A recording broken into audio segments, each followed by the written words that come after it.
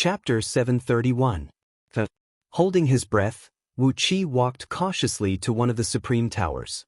He could feel the passage of time, which was 100 times, 1,000 times, 10,000 times, or even faster than the normal time.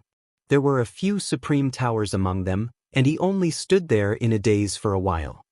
He sensed that dozens of periods had passed in the space around those supreme towers, which was about a foot in circumference around them. 10,000 years passed in an instant, 100,000 cycles in a snap of a finger, and countless generations of flowers bloomed and withered. The flow of time was so fast that the sky-split towers themselves couldn't withstand the crazy flow of time. Their bodies began to slowly disintegrate and collapse. Some of the materials that made up their bodies turned into dust and piled up on the sky-split towers. This was the reason why the supreme towers here were so shabby and dirty. Time passed by quickly. Just as Wu Qi was observing them, a tiny crack suddenly appeared on the base of one of the supreme towers. Accompanied by a crisp cracking sound, the dust on the supreme tower grew thicker. The two black-clothed old men exchanged a helpless glance. This was the inner treasury of the Directorate of Celestials, where the best supreme towers had been stored since ancient times. Only when a supreme oracle had attained the cultivation base of 6 towers or above would he be qualified to come here and choose a supreme tower that had the power to control the flow of time. Or, like Wu Qi, he came here because of the human emperor's decree. Of course, without anyone's guidance, those lucky fellows who obtained the decree might not even appear in tens of thousands of years. In short, without anyone's guidance, these lucky ones would never have entered the inner treasury of the inner treasury. Unless they were like Yu Chen, who shamelessly taught Wu Qi the way to enter the inner treasury, no outsider would ever know of its existence, let alone break into it. De Yu's oracles had reached the limit of the use of space. A small palace could easily have a vast space of 1,000 miles in circumference, and a supreme tower that was no more than a mile tall might have a space of tens of thousands of miles in circumference, which could easily accommodate a large army. However, time was more mysterious than space, and it was even more difficult to control the power of laws. An ordinary supreme tower could distort the space at will, but only a supreme tower forged with extremely precious materials and the true flame of over 100 experts from the Directorate of Celestials with their blood essence could have the power to control the flow of time. The Directorate of Celestials had a large number of experts, and manpower was not the bottleneck in building a supreme tower like this. The biggest difficulty was the materials. Materials that could control time and could remain intact during the rapid passage of time were extremely rare. Only top-notch chaos-grade spiritual items could be found in such rare materials. These chaos-grade treasures had been collected by De Yu's team of experts who had ventured deep into the chaos-verse beyond the stars, risking their lives to collect them. Generally speaking, if De Yu gave it his all, and if he was lucky enough, he could forge a supreme tower that could control time in about 10 yuan hui. Any Babel tower that possessed the time arcana was a national treasure. How could it be easily obtained by others? But this time, Wu Qi had received Yu Chen's guidance, and Wu Qi was carrying Emperor Haozuan's decree. Since Emperor Haozuan had allowed Wu Qi to choose any supreme tower in the Directorate of Celestials, even if Wu Qi took away a supreme tower that could control time, it would still be his blessing. Wu Qi's eyes gleamed with excitement.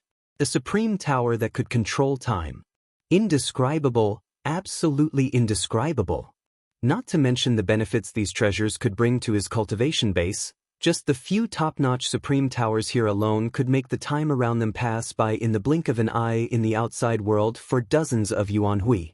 If Wu Qi planted a batch of top-notch herbs in one of these supreme towers, and then waited outside for a day, no, he could not wait for a day.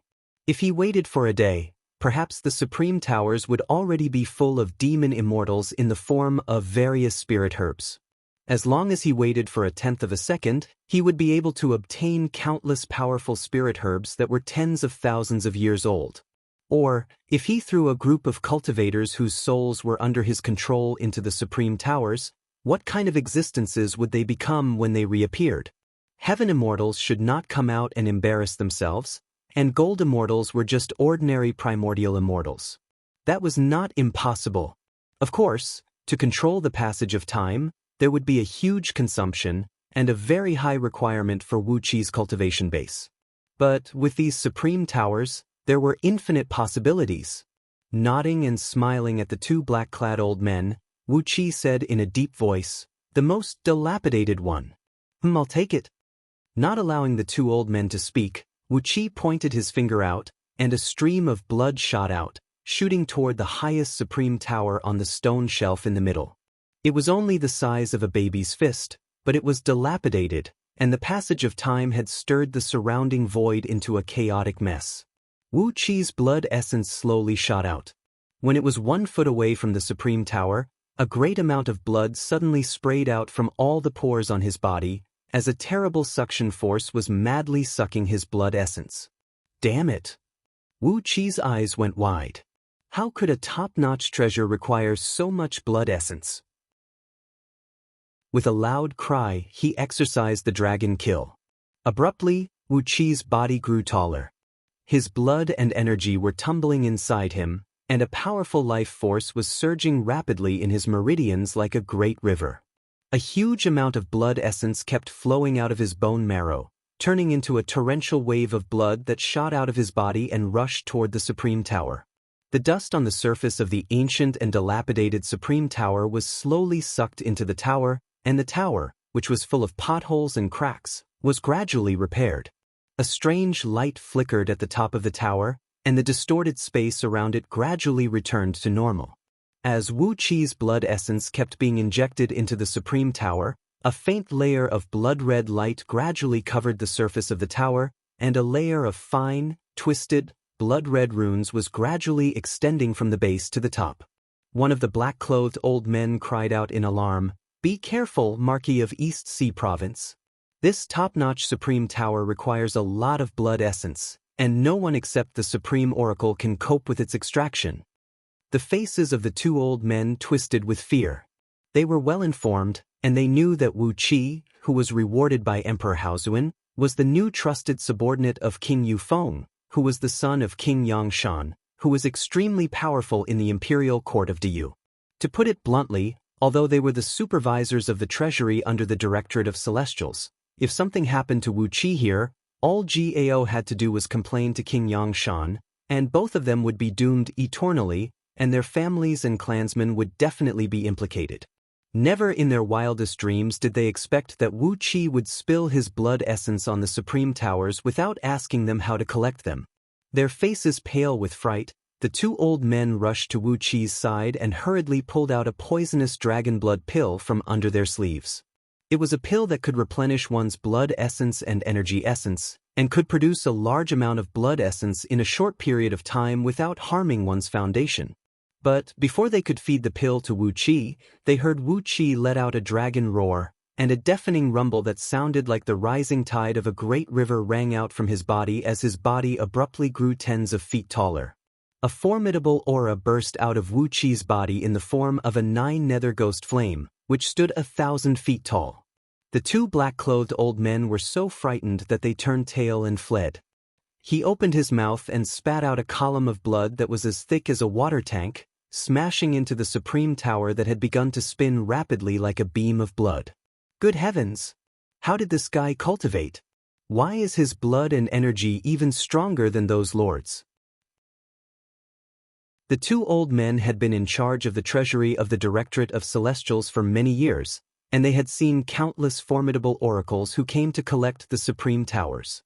But, even among those supreme oracles they had met, only a few could compare with Wu Qi in terms of blood and energy essence. What they did not know was that the scroll of stealing that Wu Qi was cultivating was an expert in using external objects to nourish himself. Since he started cultivating, Wu Qi had devoured a lot of blood essence and energy essence, and everything he had done had made his foundation extremely strong and stable. So, the loss of this little bit of blood essence was nothing to him. All he needed to do was to convert the energy essence into blood essence through his internal organs, and then spray it out of his body. Apart from that, there was no other trouble. Blood-colored runes gradually covered the entire surface of the Supreme Tower, and gradually, Wu Qi sensed a faint spiritual connection connecting him with the Supreme Tower in front of him. After taking a deep breath and spraying a large amount of blood essence onto the Supreme Tower, Wu Qi produced the Dark Een Celestial Tower and thrust it toward the Supreme Tower. The Dark Een Celestial Tower was the magical treasure Wu Qi had refined with his own life, and it was guarded by the soul of the great ocean water divider. Therefore, it was full of spirituality. Although its power was far inferior to this Supreme Tower, in terms of spirituality, it was many realms lower than this Supreme Tower. A dazzling silvery light towered into the sky. Under the control of Wu Qi's divine sense, the two pagodas fused into one like two masses of liquid, and the countless restrictive spells in them quickly disintegrated and fused together. The time-restrictive spell in the Supreme Tower surrounded the 360 star pearls, and the flow of time around them immediately increased by 100 times. The flow of time was 100 times faster than normal, and that was the highest speed he could sustain with his current cultivation base. Through Wu Qi's divine sense, the great ocean water divider Hasek sent him a joyful message. The time-restrictive spell had brought great benefits to the entire pagoda. A series of light and shadow swayed in the void, followed by a great sheet of starlight falling from the sky and being quickly absorbed by the newly formed pagoda. The 360 star pearls extracted the star energy essence at 100 times the usual speed, transforming it into a vast amount of star power and storing it in the pearls. Meanwhile, a great amount of the purest star power essence was injected into Wu Qi's body bit by bit, gradually tempering his body and making both his fleshly body and divine soul stronger and tougher. The flow of time 100 times faster was immeasurable benefits. Gladly, Wu Qi summoned the pagoda back and spat another mouthful of blood essence onto it. After that, he shrunk his body and returned to his original size, cupped his fist and said to the two old men, "Thank you, seniors. If you trust me, just send your children and grandchildren to me, and I'll know how to take care of them." Wu Qi narrowed his eyes and smiled. The reason why these two old men tried to befriend him just now was that they wanted him to take care of his children and grandchildren in the future. Since that was the case, he would take care of their children and grandchildren. Since they were able to become the chief supervisors of the Directorate of Celestials Treasury, it was obvious that they had some connections in the Directorate of Celestials. Taking care of their children and grandchildren was also a good way for him to build up his network. The two old men stared at Wu Qi in horror. Just as they were about to say something to Wu Qi, a series of footsteps suddenly came from outside the treasury. Quick, what's going on? Why did the starlight break the restrictive spell and shine in? Put a curfew on the place. Don't let anyone out. While Wu Qi was stunned, a large group of black-robed oracles from the Directorate of Celestials had already rushed in. Chapter 732. The Grand Oracle of Diyu's Directorate of Celestials, Bai Huangmu, was a dry man. Not only was he as dry as a reed stick, but his speech was also dry and tasteless. After asking the two black-clothed old men about the cause and effect of the matter, he said to Wu Qi in a flat tone, "I'll settle this with Yu Chen. Even if I owe him a favor, I can't play this kind of game." Wu Qi looked at Bai Huangmu nervously and said in a deep voice, "This pagoda."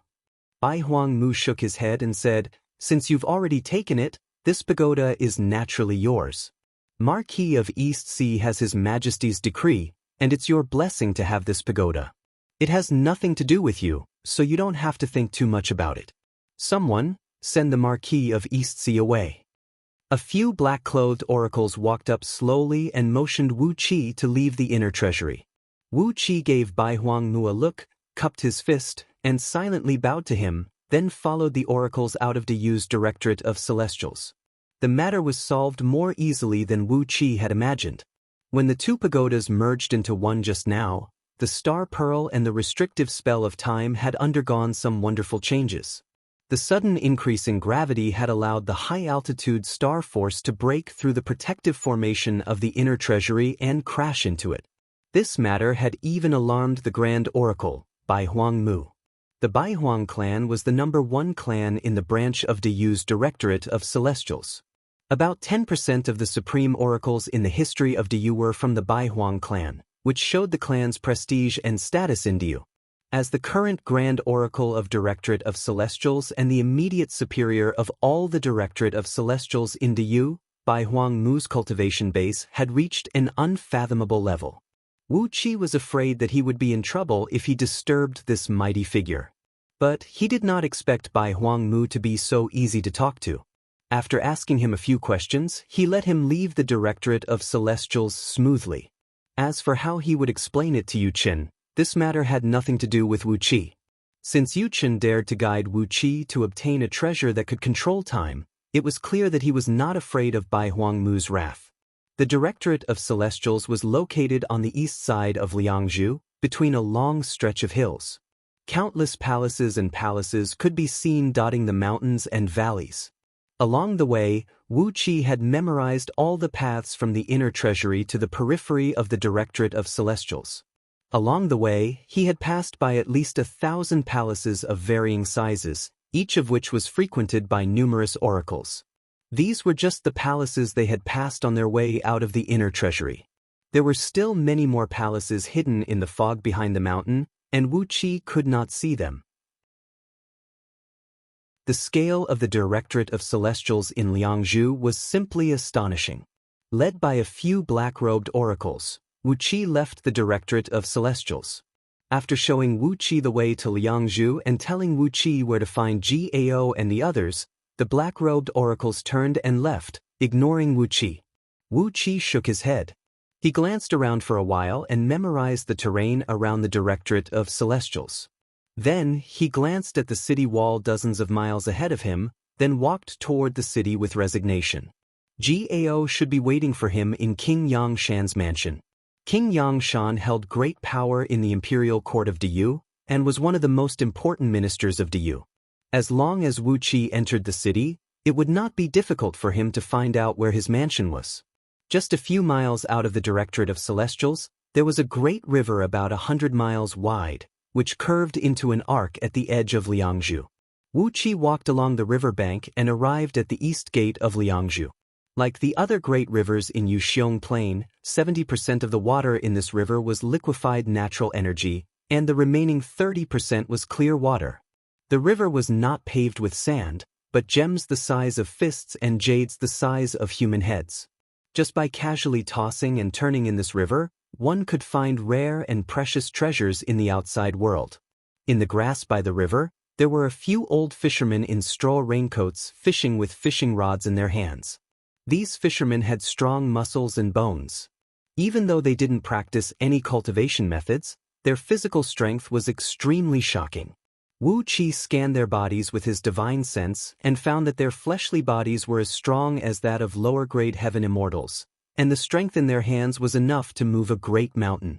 Their fishing rods, fishing lines, and hooks were made with extremely simple craftsmanship. Obviously, they were made by themselves.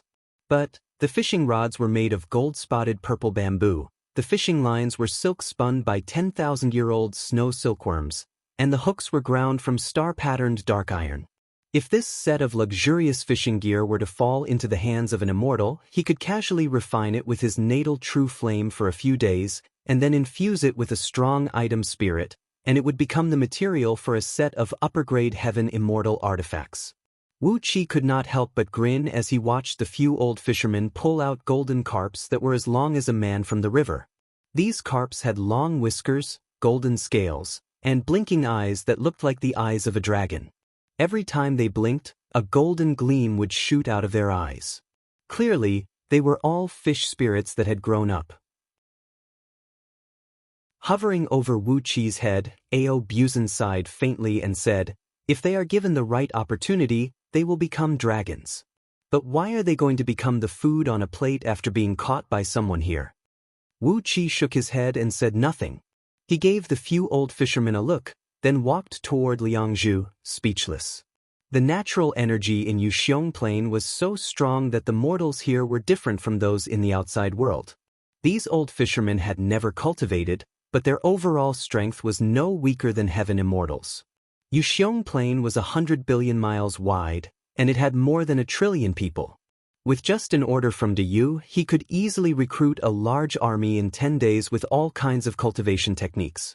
Even though the immortals possessed strong cultivation bases and magical abilities, Great Yu had an absolute advantage in terms of numbers. Perhaps this was the reason why Yu could coexist with the Celestial Court, and why the Celestial Court could not invade Pangu continent completely. A group of farmers, carrying hoes and plows on their backs, were walking along the river bank, laughing and joking. When they saw Wu Qi, they recognized that he was wearing a luxurious robe that only Marquis de Yu could wear. But these simple and honest farmers only greeted Wu Qi from a distance, and did not kneel to greet Wu Qi. From these farmers, Wu Qi could sense a strong aura of nature and equality. Even though he was Marquis de Yu, these farmers only treated him as an ordinary man. It was a good feeling. Wu Qi smiled and cupped his fist at the farmers. These farmers were tall and strong, with strong muscles all over their bodies, a clear sign that they contained great strength. But they did not practice any cultivation technique. Living in Yuxiong Plain, they were constantly nourished by the rich natural energy, so they were born with abundant blood energy and great physical strength. Compared with the mortals living outside Yuxiong Plain, they were undoubtedly much luckier. Living in a place rich in natural energy like this, their lifespan would be dozens of times longer than their peers outside. Ao Buzan smacked his lips and said with mixed emotions, "The patriarchs of Lao Tzu's clan once said that in the ancient times, those ancient people all had the divine power to move mountains and drain seas." At first, Lao Tzu did not believe it. Could these people, who could only be eaten as snacks, really have such a good fortune? Now, it seems that the patriarchs did not lie. I'm afraid that the ancestors of these people were really born with great divine power, which allowed them to survive from the ancient times to this day. Wu Qi nodded his head silently. Feeling at ease, he began to enjoy the scenery around him. Farmlands could be seen everywhere, and people were chatting with each other. Small fishing boats could be seen sailing across the great river. Occasionally, there were ferries by the river, and simple and beautiful village girls could be seen washing their clothes in the river. The rustic scenery was simple and pure, which made Wu Qi sigh. How could the so-called Xanadu compare with the scenery here in Liangzhu? Immersed in the indescribable scenery of Liangzhu, Wu Qi took a step forward. The surroundings suddenly darkened, and an enormous pressure came from all directions. His robe was crushed, and his long hair was straightened by an invisible force. Suddenly attacked, Wu Qi gave a long roar. Countless black dragon scales emerged from under his skin, and his body suddenly grew tens of feet tall. He slapped the air with his muscular arms, causing a deafening rumble that shook the surrounding space. Faint cries of surprise could be heard. Suddenly, Wu Qi's eyes shone, as he landed on the top of a hill. A few elderly men with black robes were holding bone staffs, staring at Wu Qi from over 100 meters away in shock. Large amounts of crushed energy stones and bone pieces fell on the ground. Obviously, these elderly men had secretly built a great formation, attempting to move Wu Qi from the river bank to somewhere else. But they didn't think that Wu Qi could react so fast, and was so strong. The formation was broken by Wu Qi once it was activated. Wu Qi quickly looked around. This place was high, and from here, he could clearly see Liangzhu City, which was over 200 miles away. This small mountain was surrounded by hills that stretched for hundreds of miles. Trees with straight trunks and entirely green bodies could be seen growing on these hills. The hill was covered in tens of meters tall trees, but just now, Wu Qi broke the formation with his great strength. The great power released by the formation flattened a big half of the hill, and hundreds of trees in the area were all turned into nothingness. "Who sent you? What do you want?" Wu Qi, who had transformed into a dragon man, had a dense cloud of dark mist coiled around his hands, within which countless ghost heads were sparkling and covered in a layer of complicated spell symbols. He stared at the few elderly men in black robes with a pair of stern eyes, slowly approaching them step by step. The few elderly men in black robes slowly raised their bone staffs as well. Without saying a word, they prepared to fight Wu Qi to death. Tens of dazzling beams of light rose from Liangzhu City. Tens of heavily armored warriors, each with a pair of white wings flapping on the back of their armors, were flying towards Wu Qi at top speed. Faintly, one could see the city walls of Liangzhu City begin to sparkle with a faint layer of light, and the sky above some manors and palaces outside the city was covered with a faint layer of light.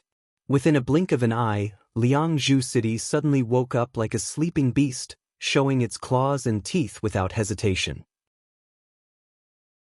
The few elderly men in black robes stared at Wu Qi with ashen faces.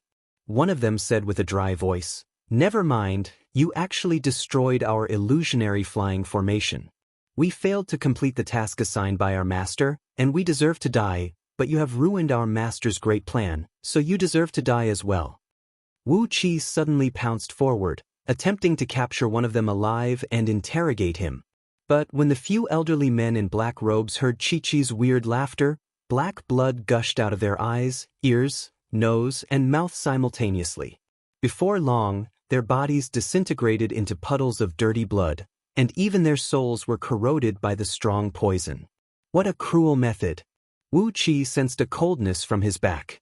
He had just arrived in Liangzhu City for less than a day, but who wanted to do this to him?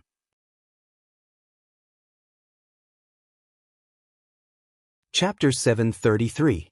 In a garden somewhere outside Liangzhu, under a tall Bodhi tree, King Baishan and a handsome monk clad in a jade-colored monk robe were sitting opposite each other.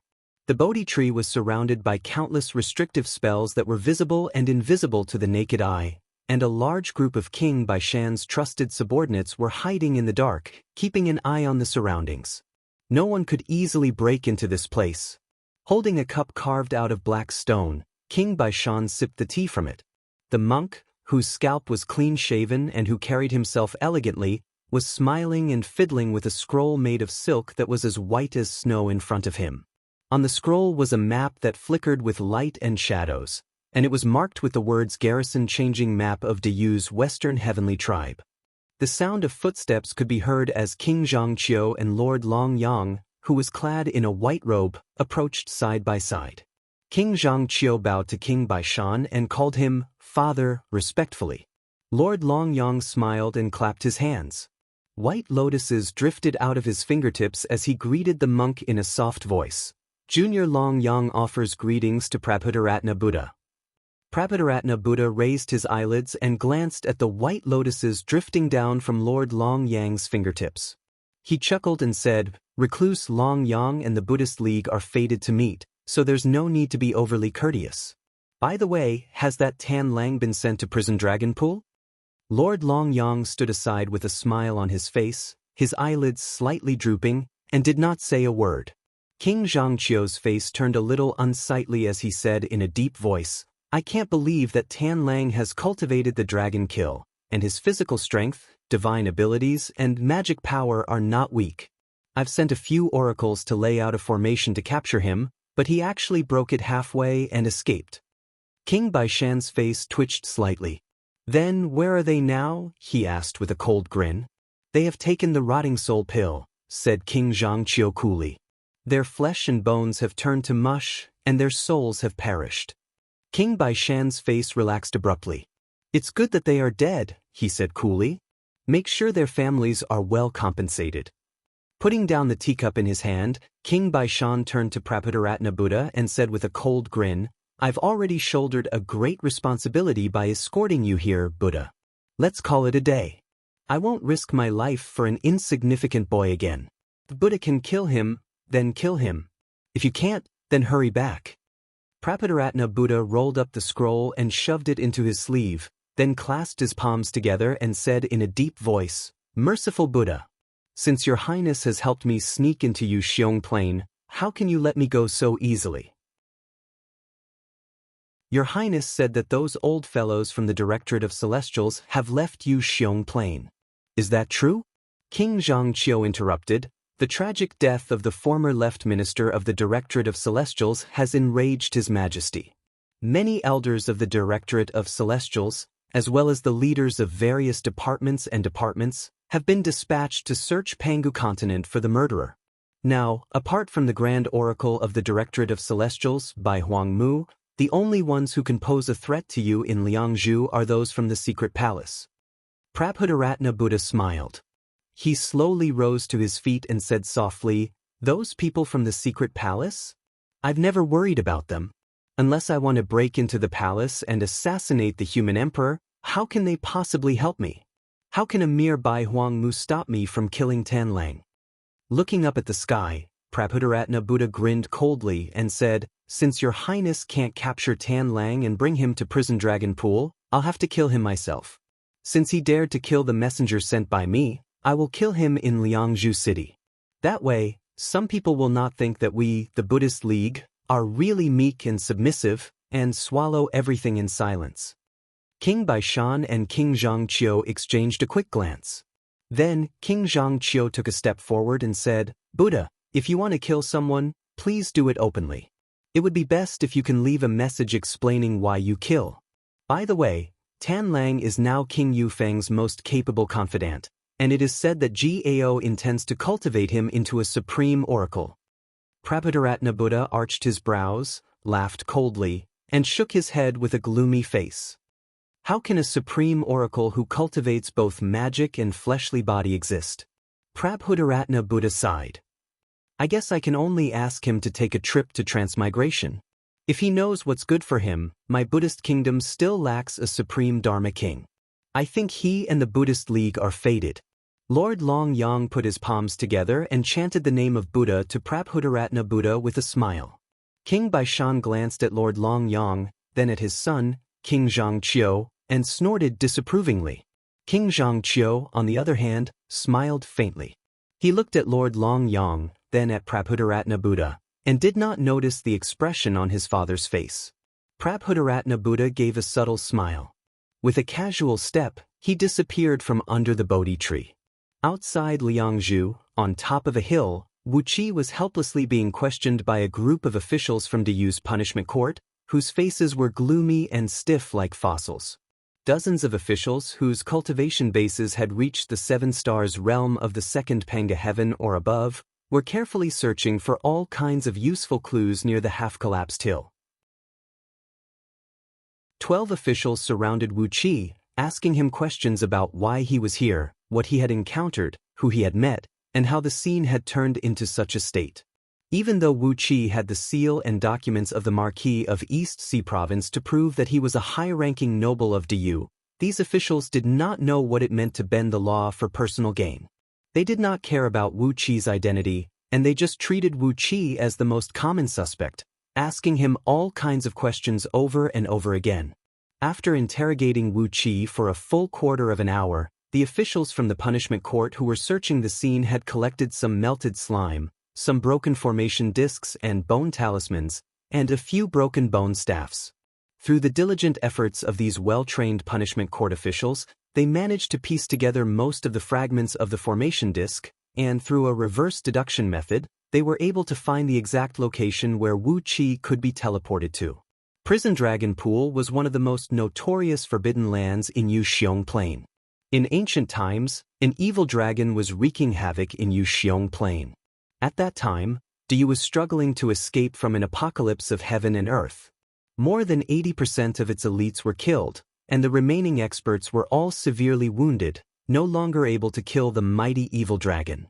Left with no other choice, Diyu could only use all its power to suppress the evil dragon in Prison Dragon Pool, using its natural dangerous restrictive spells to imprison it.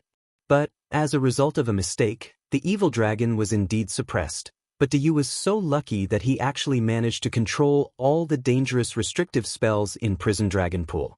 Although the evil dragon could no longer escape from Prison Dragon Pool, because he had mastered all the restrictive spells in the pool, it had become a notorious forbidden land for Diyu. Few people could be seen within 1,000 miles of it, and even those supreme oracles did not want to go there to stir up trouble. If Wu Qi was teleported to Prison Dragon Pool, with his overall strength of a 5th-tier gold immortal, he would definitely be killed. The officials of Punishment Court grew solemn. They were convinced that the explosion outside Liangzhu had nothing to do with Wu Qi.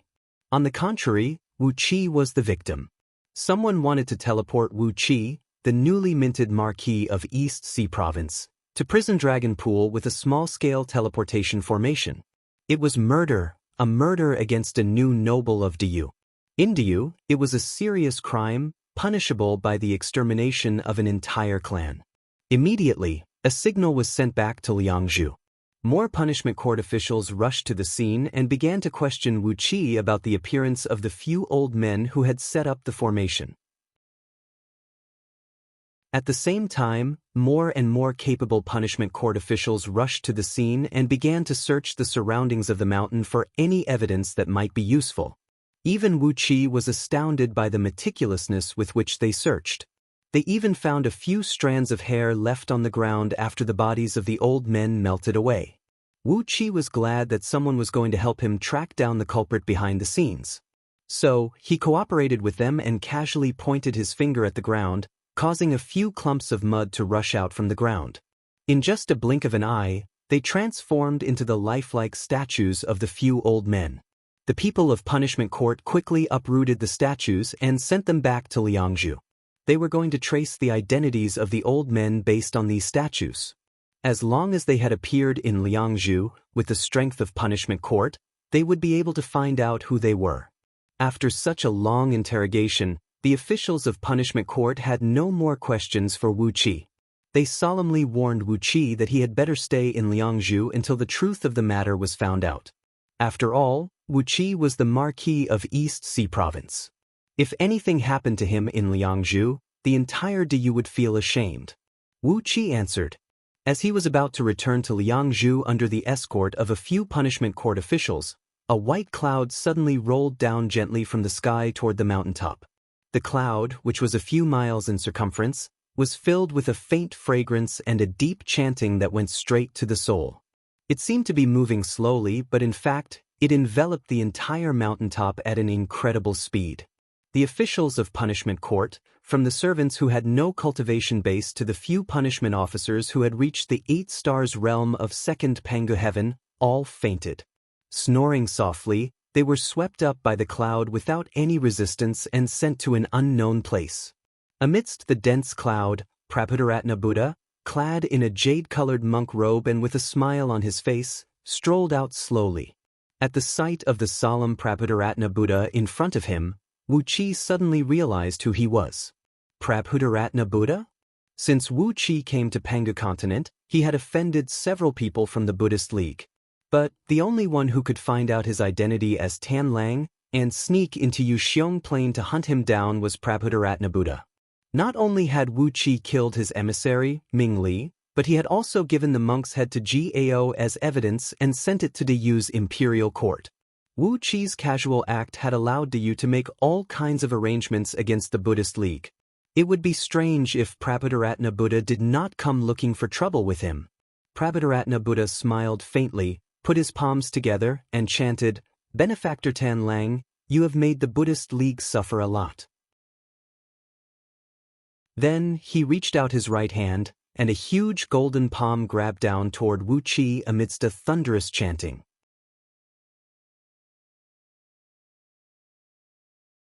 Chapter 734. Currently, Wu Qi's fleshly strength was at the 5th tier of Gold Immortal Realm. Prabhudaratna Buddha, on the other hand, unleashed a claw attack with the overall strength of a 4th tier Gold Immortal, which was 1 tier higher than Wu Qi's. 4 Gold Immortals, the difference of 1 tier was usually at least 100 times greater. Prabhudaratna Buddha thought it would be a piece of cake for him to capture Wu Qi with a strength that was 100 times greater than his. Wu Qi snorted coldly as he stared at the golden palm that came with a suffocating pressure. Activating the dragon kill, Wu Qi abruptly transformed into a huge dragon man, standing 100 feet tall. His entire body was filled with a raging energy. Wu Qi recited an incantation and waved his fingertips rapidly in the air. Countless runes poured out like flowing water, transforming into a black talisman array that branded onto Wu Qi's body. With the enhancement of the talisman array, Wu Qi's strength suddenly soared by 1,000 times. The formidable power made Wu Qi's blood vessels swell, so much so that even the thick dragon scales could not conceal them. Soon, blood vessels as thick as buckets protruded from beneath his thick dragon scales, rolling on the surface of his body like flood dragons. His blood began to boil. What flowed in his veins was not only blood, but also half-solid dragon energy. Vaguely, dragon roars could be heard coming out from every swollen blood vessel. For a moment, it was as if 100 dragons were roaring inside Wu Qi's body. Ao Buzen's eyes went wide with horror. He stared blankly at Wu Qi and murmured under his breath, "Damn it! Don't tell me you're a mixed-blood child of some little dragons and a human? That doesn't make sense. Your fleshly body has been changed into a chaotic spirit body, and Lao Tzu has seen your human form. What does it have to do with you and the dragons? But how did you cultivate the dragon transformation script to the point where your energy meridians can take the form of a dragon?" As one of the ancient dragons, Ao Buzen knew very well how difficult it was for someone like Wu Qi to cultivate to the stage where his blood could condense into the shape of a dragon and let out a heavenly dragon roar. Even among the top geniuses in the dragons, not many could do this. But Wu Qi was only a human. He was a human, not a dragon. How could he have developed the Dragon Transformation Sutra to such an extent? The pitch-black 9 nether-scattered soul ghost flame on Wu Qi's body soared into the sky, and within the black, sticky flame, one could vaguely see 9 dragons rising. Sharp and sonorous dragon roars rang out incessantly. Suddenly, 2 pitch-black dragon horns protruded from Wu Qi's forehead. In the void, some existences who were hiding in the spatial barrier with the help of powerful mystic artifacts exclaimed in surprise, to be able to unleash the dragon kill to such an incredible degree, and to be able to transform into a dragon, this kid's aptitude is really not bad. Could he be a hybrid between a human and a dragon? Of course, Wu Qi was not a hybrid between a human and a dragon. However, he had extorted the bloodlines of 100 divine beasts from the 1,000 Spirit Palace. As soon as Prabhudaratna Buddha made his move, Wu Qi immediately fused all 100 bloodlines into his body. His chaotic energy began to digest the Azure Dragon bloodline, and with the help of the 7 Foundation elevating technique, the structure of Wu Qi's body began to transform into that of an Azure Dragon. He carefully controlled the changes in his body.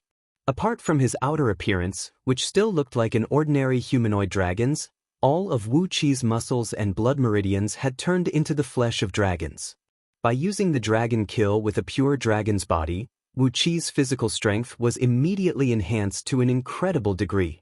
Accompanied by loud noises made by his muscles and bones pressing against each other, the scales and dragon horns on the surface of Wu Qi's body took on a mysterious and noble light green color. Accompanied by a deep and muffled incantation, the dragon horns on Wu Qi's forehead emitted 2 streams of light that looked like water ripples. Countless runes rapidly intertwined in the light, transforming into a huge rune formation that imprinted itself onto Wu Qi's chest. A tremendous power surged in his body like a tidal wave, and Wu Qi's physical strength was suddenly increased by 3,000 times. This was the limit that Wu Qi's current physical strength could withstand. Although the dragon kill could increase Wu Qi's physical strength by 10,000 times using even more powerful runes, his physical strength could not withstand such a great increase. 3,000 times the physical strength was the strongest power that Wu Qi could control and use at the moment. He opened his mouth and sprayed out a stream of 9 nether ghost flame, which dimmed the golden palm that was almost pressing down on him. A large amount of black filthy energy and death energy mixed into the golden palm. Then, Wu Qi raised both hands and slapped the golden palm. A loud rumble echoed out as the golden palm that Prabhudaratna Buddha had casually thrust out, thinking that he could easily capture Wu Qi, was smashed to pieces. With the help of the dragon kill, Wu Qi's current strength was infinitely close to the level of a second-tier gold immortal. So, how could the palm unleashed by Prabhudaratna Buddha, which was only as strong as a 4th-tier gold immortal, withstand Wu Qi's all-out attack? The golden palm crumbled with a loud rumble, and countless translucent fragments, each the size of a fist, fell all over the ground. These golden fragments were the condensation of Prabhudaratna Buddha's pure Buddhist power. When Wu Qi shattered his palm, he lost control of his Buddhist power, and so they crumbled and shattered like real objects. Gradually, the fragments melted and turned into a pale golden Buddhist power that spread in all directions.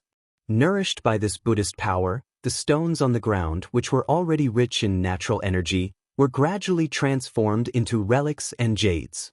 Soon, half of the mountain was glowing brightly as if it was made of pearls and jade. Prabhadaratna Buddha's face, which was as round and shiny as a pearl, suddenly turned livid. As one of the famous Buddhas of the Buddhist League, the master of billions of heavenly realms and outer heavenly realms, how many years had it been since he had fought in person? As Wu Qi had killed the emissary he had sent out, in order to retaliate against Wu Qi and deter Diyu from doing something against the Buddhist League, Prabhudaratna Buddha had personally come to Pangu continent. But the attack he had just calculated was easily resolved by Wu Qi. Shameful, shameful. Wu Qi was just a puny existence as strong as a gold immortal. Although he was much stronger than an ant, he was still insignificant in the face of an existence as strong as a Buddha. But he had actually nullified Prabhudaratna Buddha's attack. It was a great disgrace to the Buddha. Taking a deep breath, Prabhudaratna Buddha said coldly to Wu Qi, "Vile creature, you're courting death. I had intended to take you in as my Dharma king, but since you're so ungrateful, your fate with the Buddhist League is completely cut off. Today, I'm going to vanquish you, the evildoer who stands in the way of the Buddhist League's glory." Prabhudaratna Buddha slowly raised both hands, and a golden bell and a jade bell emerged in his palms. The golden bell glowed with a dazzling radiance, and an extremely sharp energy could be vaguely seen shooting out from it. The jade bell was filled with a dense mist, from which a crisp chime would occasionally ring out, as if it came straight from the depths of one's soul, making one feel drowsy and want to fall asleep. Prabhudaratna Buddha was famous for his artificing skills in the Buddhist League. He was one of the best artificing grandmasters in the Buddhist League. All the Buddhist artifacts he crafted were of the finest quality. Those Buddhas and Bodhisattvas often had to spend several laborious Buddhist kingdoms in their palms to exchange for one or two artifacts from Prabhudaratna Buddha. The golden bell and the jade bell were Prabhudaratna Buddha's prime evil-subduing treasures, which he had crafted for himself at great cost. They were extremely powerful and possessed boundless mystical abilities. The clear chime of the jade bell shook Wu Qi's divine soul, while the golden bell flew up into the sky. Inside of it, 18 golden dragons were wheeling and dancing. Countless Buddhist weapons, such as devil-subduing blades, devil-subduing swords, Vajra swords, lotus seals, and many others, were glinting with a blinding golden light as they shot out from the mouth of the bell, smashing down toward Wu Qi like raindrops. These weapons were refined from the acquired energy of metal and Buddha's power. Each of them could be big or small, hard or soft, light or heavy. When they were light, they were as light as a feather, but when they were heavy, they were as heavy as Mount Tai. Now that Prabhudaratna Buddha had lost a great deal of face, he had no choice but to control the golden bell with all his might, unleashing countless devil-subduing weapons and smashing them toward Wu Qi with all his might. Each of the weapons was gleaming with a cold light, extremely sharp, and as heavy as Mount Tai. The gleaming blades danced in the air, as if they were trying to tear Wu Qi into pieces. Wu Qi tried swinging his arm to meet one of the devil-subduing blades. A crisp cracking sound rang out as Wu Qi's huge arm, which was as thick as a water tank, was easily cut open by the devil-subduing blade. His tough dragon scales and muscles could not stop the sharpness of the blade, and blood sprayed out like a fountain. The momentum of the devil-subduing blade did not diminish, and it continued to cut open Wu Qi's muscles and bones. Fortunately, Wu Qi was quick enough to pull back his arm, as the blade nearly cut his forearm off. He took a few steps back in horror. Despite his strong fleshly body, Wu Qi could not withstand the countless Buddhist magical artifacts that shot out from the golden bell, and even a casual strike from a devil-subduing blade? If all these weapons were to fall on his body, wouldn't he be chopped into meat paste? In a moment of desperation, Wu Qi shook his arms, and the cut opened by the devil-subduing blade quickly healed. A large plume of purple mist that could be seen with naked eyes wrapped around Wu Qi's arm. Then, he pointed a finger at the blood that sprayed out of his mouth, causing it to fly up and turn into countless twisting and vicious runes, forming into a talisman formation that looked like a viper, which then shot toward Prabhudaratna Buddha with a hissing sound. It was one of the countless vicious restrictive spells of the Directorate of Celestials, the myriad snakes devouring curse. Anyone who was hit by it would suffer the pain of having their heart devoured by thousands of snakes, and the pain could kill them. With Wu Qi's current cultivation base, even a top-tier gold immortal would not dare to let his restrictive spell hit his body. But Prabhadaratna Buddha was a mighty figure. Looking at the curse unleashed by Wu Qi, he sneered and said, "How can a grain of rice shine so brilliantly? Die, you vile creature." Dozens of Vajra swords flashing with golden gleams and emanating a frigid aura flew out of the golden bell, easily shattering the restrictive spell unleashed by Wu Qi. His spell was destroyed, and the backlash of his energy made his body sway and stagger back several dozens of steps. Blood was oozing out from under the scales on his chest. The spells of the Directorate of Celestials were vicious and ferocious. If they could not hurt the enemy, they would definitely hurt themselves. In the past, a few of Yu Mu's disciples and sons had failed to kill Wu Qi with spells, and were killed by Yu Huai's counterattack. Countless weapons of the Buddhist League shot out of the golden bell and enveloped Wu Qi's body in a messy manner. Wu Qi sneered in a deep voice. Suddenly, a beam of black light shot out of the top of his head, from which came the newborn Dark Een celestial tower, which transformed into a dark shadow and shielded him. Without holding back, Wu Qi poured all his energy into the tower, causing the flow of time within a mile around him to suddenly increase by 100 times. The flow of time around Wu Qi's body had increased by 100 times, but the flow of time around those weapons remained the same. Like a stream of light, Wu Qi shuttled back and forth among the countless weapons with ease, but none of them could touch him. Prabhadaratna Buddha's face turned even weirder. "You can control the flow of time? I can't let you live."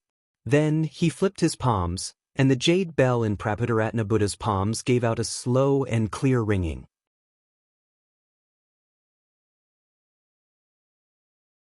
Chapter 735. Relying on the fact that the flow of time was 100 times faster, the Dark Een celestial tower hovering over Wu Qi's head allowed him to shuttle back and forth between the countless weapons like a ghost. His movements were light and agile, and he was not threatened by them at all. Step by step, he approached Prabhadaratna Buddha with the 9 nether ghost flame burning fiercely around him, and the shadows of 9 dragons formed by the filthy and evil ghost flame were gradually taking shape behind him. Wu Qi did not expect to escape from Prabhadaratna Buddha. The man was a Buddha, while his cultivation base was only that of a 5th-tier gold immortal, which was forcibly pushed up by the virtues of the heavenly Tao. He had not even fully mastered his current strength. How could a mere gold immortal slip away from the palm of a Buddha? Wouldn't that mean that he had underestimated the existence who stood at the pinnacle of this world and thought too highly of himself? Even if he could not escape, he had to get a piece of flesh from Prabhadaratna Buddha. Besides, this was Liangzhu, the capital city of Diyu. Was Prabhadaratna Buddha not courting death by killing people outside the city? No matter how he came to Liangzhu, Wu Qi firmly believed that he would not be able to leave easily now that he was here. Putting aside the Grand Oracle of the Directorate of Celestials, Bai Huang Mu, whose cultivation base was unfathomable, just a few of those lunatics from the elders of the secret palace could easily tear Prabhadaratna Buddha to pieces. Although some people said that it was impossible for a primordial immortal to be besieged and killed, Wu Qi had seen a fallen primordial immortal. Even Reverend Gale was killed by the many gods sent by the Eastern Green Emperor, so there was no reason why Prabhadaratna Buddha could survive. As long as he could hold on a little longer, reinforcements would surely arrive in Liangzhu. Before that, he had to get a piece of flesh from Prabhadaratna Buddha. The flesh of a Buddha. For some reason, when he looked at Prabhadaratna Buddha's face that shone like a pearl, Wu Qi suddenly felt saliva dripping from his mouth, just like how Ao Buzan, Goldhorn, and Silverhorn usually behaved when they were hungry. At this critical juncture, Wu Qi absurdly thought of the meat of Tang Sanzang described in the novels he had read in the past. Prabhadaratna Buddha was a Buddha after all. He was born with such delicate skin and tender flesh, so his flesh should be of better quality and taste better than Tripitaka's, right? TSK, if they could chop off his legs and bring them back to feed Goldhorn and Silverhorn, their cultivation bases would definitely improve greatly. Step by step, he walked toward Prabhadaratna Buddha. The flow of time around Wu Qi was extremely fast. The harmony between space and time was disturbed by his footsteps, and a strange scene of time and space twisting appeared around Wu Qi. Dozens of incomparably sharp lotus swords slashed at his head, but they were shattered by the hazy and distorted space. The pure golden heptachi was swallowed by Wu Qi's body and turned into his strength in the blink of an eye. With the 2 dragon horns growing out of his forehead emitting a faint glow, Wu Qi recited an incantation in a deep voice and quickly performed a hand incantation gesture. Using the poisonous dragon heart-burning seal found in the dragon kill as the core, he kept piling up one vicious rune after another. The flow of time around Wu Qi was 100 times faster than the outside world, so in the eyes of an outsider, Wu Qi's movements were so fast that they could not be seen clearly. Before long, a bell-shaped shadow the size of a human head formed in his palm. It was composed of 99 runes and looked like a corporeal entity. Countless vicious and ferocious runes were twisting and intertwining with each other in the bell-shaped shadow, producing deep rumbling noises from time to time. While laughing strangely, Wu Qi came before Prabhudaratna Buddha step by step. Carefully, he held the seal and pressed it toward Prabhudaratna Buddha's heart. Prabhudaratna Buddha struck the jade bell just in time, producing a crisp ring that towered into the sky. Wu Qi's divine soul trembled, and his strong innate divine soul was nearly shattered by the bell ring. He threw his head back and coughed out a mouthful of pale red mist, then staggered backward. It was a simple chime, but it contained an extremely terrible power. Wu Qi's divine soul was trembling, and every cell in his body was trembling rapidly.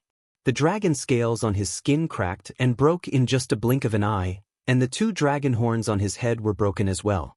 Blood sprayed out of his body like a fountain. Prabhudaratna Buddha smiled peacefully. He looked at Wu Qi and said, "You deserve to die in my hands, you evil creature." Wu Qi's innate divine soul trembled violently, then suddenly folded inwards.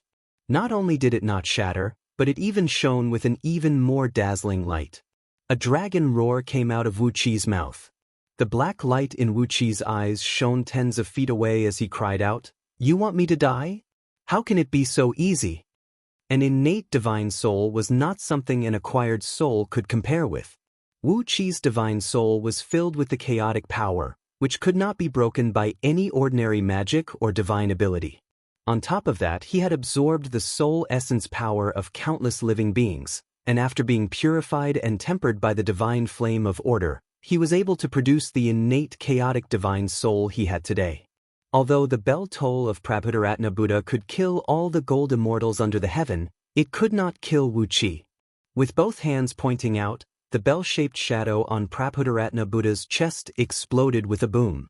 "Have a taste of my multiple curses," Wu Qi cried out fiercely.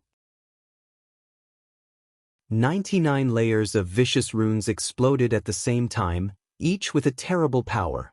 Poisonous smoke, poisonous flame, phosphorescence, chilly wind, and many other evil powers kept eroding Prabhudaratna Buddha's golden body.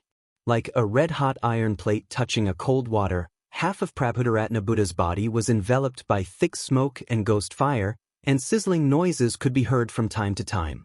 With a cold snort, Prabhudaratna Buddha casually clapped his hands and extinguished all the poisonous flame and evil aura. His body was unharmed. The Buddhist League was proficient in all kinds of cultivation techniques for the indestructible body, and Prabhudaratna Buddha was an expert in the Tao of artifact crafting. On top of that, he attached great importance to his golden body. Ever since he joined the Buddhist League in his first life, he had been practicing all kinds of divine abilities and mystic arts to temper his fleshly body. After thousands of reincarnations and becoming a Buddha, his body had almost reached the point where it could not be moved even by 1,000 tribulations. Wu Qi had tried his best to hurt Prabhudaratna Buddha, but he could do nothing to his mighty golden body. Panting heavily, Wu Qi fixed his eyes on Prabhudaratna Buddha. With his current cultivation base, he could not threaten him at all. But Prabhudaratna Buddha's golden and jade bells did not work on him either. As a mighty Buddha, he had failed to capture or kill a gold immortal 3 times in a row. His face twisted like a fox with diarrhea, and his expression was extremely unsightly. Is your soul all right? Prabhudaratna Buddha stared fixedly at Wu Qi. He did not want to believe that Wu Qi could survive a frontal attack from the celestial artifact he had forged with his own hands. Even though he did not unleash the power of the Jade Bell with all his might, he had unleashed at least 30% of its power. It was a terrible power that could make even a primordial immortal frown. Not to mention Wu Qi, a mere 5th-tier gold immortal. Even if there were 10,000 gold immortals here, they would all be killed by the sound of the bell. But why was Wu Qi unharmed? Wu Qi rubbed his head, then tried his best to shake his neck. Although the bell did not kill him, it shook him so much that he almost fainted. Now that Prabhudaratna Buddha had asked such a stupid question, Wu Qi gave him a disdainful look and said with a mocking smile, "It seems I've disappointed you, bald donkey." With a strange laugh, Wu Qi suddenly grabbed Aobuzen's tail and gave it a hard squeeze. Aobuzen gave a long cry, opened his mouth, and sprayed out a column of stinking black water. As the water column rubbed against the air, it immediately sprayed out a large expanse of crimson flame. The temperature in the surroundings rose abruptly, and the hill was quickly melted into a plume of smoke amidst the whistling sound of the wind and fire. It showed how powerful Aobuzen's fire column was. Putting aside Aobuzen, the Dragon Python sisters looked up cleverly and unleashed 2 beams of light, 1 gold and 1 silver, which wrapped around Aobuzen's fire column and shot toward Prabhudaratna Buddha at the same time. The golden beam of light had increased the power of Aobuzen's fire column by a few times, while the silver beam was extremely cold. It compressed the power of Aobuzen's fire column into a thin line, increasing its penetrating power by a few times. Prabhudaratna Buddha gave a cold snort as he glanced disdainfully and greedily at Aobuzen, who was lying on Wu Qi's head, and the Dragon Python sisters on his shoulder. The ancient black dragon and the dragon pythons of fire and ice were both excellent materials for crafting weapons. Then he casually slapped his palm toward the tricolored fire column and said with a sigh, "Evil creature, this is Liangzhu after all, and I don't have time to play with you anymore. This time, you will die for sure." In Prabhudaratna Buddha's impression, this palm strike should easily shatter the tricolored fire column, and then he would not hesitate to use his golden body of Buddha to kill Wu Qi with 1 blow. After that, he would leave Yuxiong Plain as fast as he could to evade the pursuit of the expert oracles sent by Diu. Prabhudaratna Buddha was horrified to find that his palm had become weak and powerless. The tricolored fire easily pierced through his palm and hit his chest.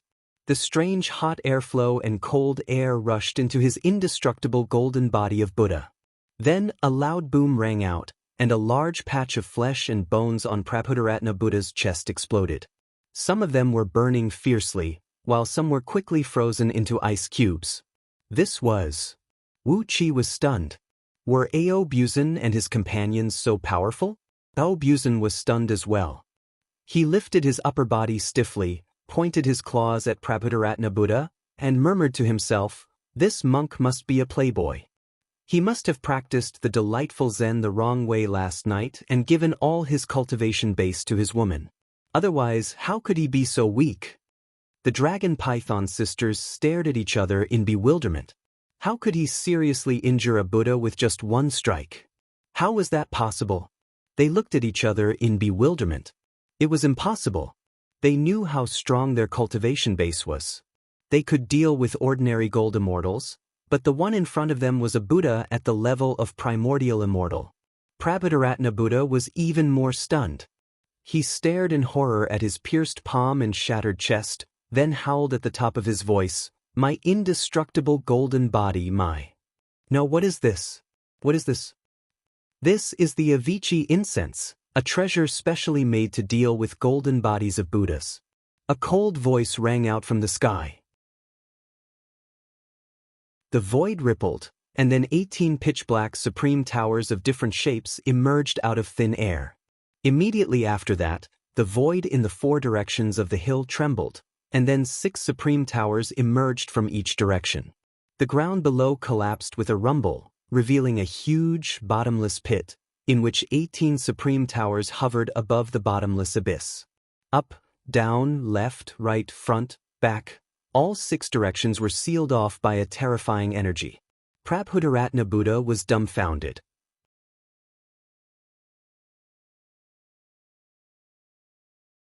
Chapter 736. Each Tower of Babel represented a high priest. Each supreme oracle was strong enough to fight against a primordial expert. There were 60 supreme towers in total, which meant there were 60 supreme oracles gathered here. And that was just the strength on the surface. Each supreme tower was not only a means of transportation, a place for daily living and cultivation, but also a place where he taught his disciples. Each supreme tower was equivalent to a battle fortress, and there could not be only one supreme oracle in it.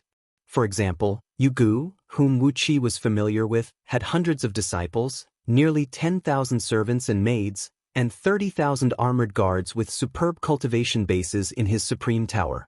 The space in a supreme tower could be compressed as the cultivation base of its owner increased, so it was very easy for it to accommodate tens of thousands of people. The 60 supreme towers represented not only 60 supreme oracles, but also 60 armies that could appear at any time.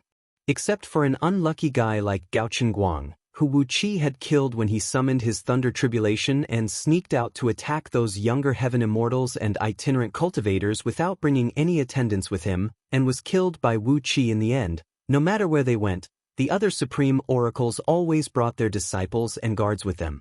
Surrounded by so many people, Prabhudaratna Buddha's face was extremely unsightly. Looking at his twitching face that looked like he was about to cry, Wu Qi felt that he was a lecher who had sneaked out in the middle of the night to stop a little girl, only to be raped by a group of ferocious female yakshas. Prabhudaratna Buddha wanted to cry but had no tears. He just wanted to kill Wu Qi, a nobody, to avenge his disciple, give Yu dynasty a little warning, and show off his political and martial arts skills in front of the other Buddhas. But why were there 60 supreme oracles ambushing him? Did King Baishan not tell him that all the supreme oracles around Liangzhu had gone out to investigate the cause of Gao Guang's death? Apart from the oracles of the secret palace, there was only the grand oracle of the Directorate of Celestials, Bai Huang Mu. King Baishan swore that Prabhudaratna Buddha only needed to focus on killing Wu Qi, and he did not need to worry that someone would interfere with his plan. In that case, where did these 60 supreme high priests come from? Standing on the top of a supreme tower, Yugu smiled and waved at Wu Qi. Marquis of East Sea Province, step aside now. Marquis of Prefecture is indeed a good son of mine. Even a Buddha couldn't do anything to you in 3 consecutive strikes. After today's battle, your reputation will be even more resounding. Wu Qi chuckled. He shook his body and retracted the evil dragon kill, returning to his human form. After spitting out a mouthful of saliva that reeked of blood, Wu Qi put away the dark celestial tower, flew up into the air, and landed beside Yugu. Yugu handed him a bottle of potion that tasted a little earthy. Wu Qi drank it without hesitation. In the blink of an eye, a warm stream flowed through his body, healing his external injuries quickly, and before long, there were no more wounds on his body. Unwillingly, Prabhudaratna Buddha gave Wu Qi a look, then threw his head back and chanted, "Greetings, fellow Taoists." The cold voice rang out again, "No matter how polite you are, it's useless. Today you will die here, bald donkey. We've spent more than a year trying to find the murderer of my brother, and now, you've come to Yuxiong Plain to seek death, violating my prohibition. So, I'll kill you as a sacrifice to my brother." On top of a pitch-black supreme tower with 4 strange statues of demon beasts standing at the 4 corners of its base, a tall old man with a cold face was standing with his hands clasped behind his back. Floating beside the old man was a faint black cloud. Sitting on top of the cloud was a bronze, ancient, and modeled statue of a naked Buddha. Wu Qi gave the 36 feet tall statue a deep look. Just like the golden statue of the ancient Buddha that Patriarch Miao Ying used to suppress the fiend formation at the bottom of the dark abyss of the Northern Ocean, this was also an ancient golden Buddha. Nowadays, the golden bodies cultivated by the Buddhas of the Buddhist League were either golden, ivory, colorful glass, or white crystal. But only the ancient Buddhas who cultivated the purest great Tao of the ancient Buddhist League would leave behind a golden body in the color of bronze. The golden bodies of ancient Buddhas were much stronger than the golden bodies of Buddhas of today, and anyone with a little bit of experience could recognize the aura of these golden bodies. But there was a small hole on the top of the head of this golden body of ancient Buddha, and a very fine wisp of unknown hair was inserted into the head. A tiny flame as small as a bean was burning slowly on the wick. Wu Qi opened his Dharma eyes of myriad ghosts and gave the wick a careful look, but he could not find anything special about it. Carefully, under the cover of the Dharma eyes of myriad ghosts, he also secretly exercised his chaotic divine eyes and gave the wick a glance. Only then did he discover that there was a very faint smoke drifting out of the wick. Wu Qi looked at the wick, then at Prabhudaratna Buddha, who was wounded by the joint attack of Ao Buzan and the Dragon Python sisters. Suddenly, he understood why Prabhudaratna Buddha was injured. This smoke wasn't anything good. Prabhudaratna Buddha saw the golden body of ancient Buddha as well. Trembling, he pointed a finger at the cold-faced old man and snapped, "How dare you profane the sacred bone of an ancient Buddha? This is a sacred object of my Buddhist sect. You've got guts." The old man lowered his head and looked down at Prabhudaratna Buddha as he said coolly, "I am Gauchenli, so of course I am bold. It is just an inanimate object, so why do you Buddhists value it so much? Instead of leaving it for you to worship in a shrine, I might as well refine it with a mystic technique and turn it into the Avicii incense to destroy the golden bodies of you Buddhist cultivators." Gauchenli gave a strange smile and said with a gloomy voice, "The Avicii incense comes from the story of the Avicii hell. As long as a Buddhist cultivator smells this incense, after the time it takes to finish a pot of tea, that is, for a full quarter of an hour, unless he has truly obtained an indestructible supreme golden body of the Buddhist League. Even for a Buddha like you, bald donkey, your golden body will be no different from an ordinary mortal for a quarter of an hour." Prabhudaratna Buddha stared at Gauchenli in panic and snapped, "Do you really dare to kill me?" Said Gauchenli coolly, "Since someone dared to kill the clan leader of the Gauchen clan and the imperial advisor of Du, why wouldn't you, a mere Prabhudaratna Buddha, kill him? Besides, you were the one who violated the human emperor's ban, breaking into Yuxiong Plain and killing the Marquis of Du province. Even if you go to your Lord Buddha and reason with him, he can only say that you deserve to die." Before Gauchenli's voice could fade, Prabhudaratna Buddha had already let out a long cry. The golden bell hovering above his head gave a deafening rumble, and countless magical artifacts of the Buddhist League shot whistling out in all directions, bringing with them a cold breeze. In the blink of an eye, at least millions of Buddhist weapons shot out, glinting with cold gleams. The void within a radius of 100 miles was occupied by these Buddhist weapons. Surrounded by a pale golden Buddhist power, the incomparably sharp Buddhist weapons shot in all directions, shattering the void wherever they passed. However, although these weapons could shatter the void, they could not break the supreme towers, which were guarded by supreme oracles. 60 sky-reaching towers released a large sheet of black light at the same time, merging into one. Within the thick black light, countless ghosts and monsters were coiling around, and a large number of spell symbols were flowing quickly in the black light screen like flowing water. Countless pale golden Buddhist weapons were tangled up by the black light, and shrill howls of ghosts and deities could be heard echoing out.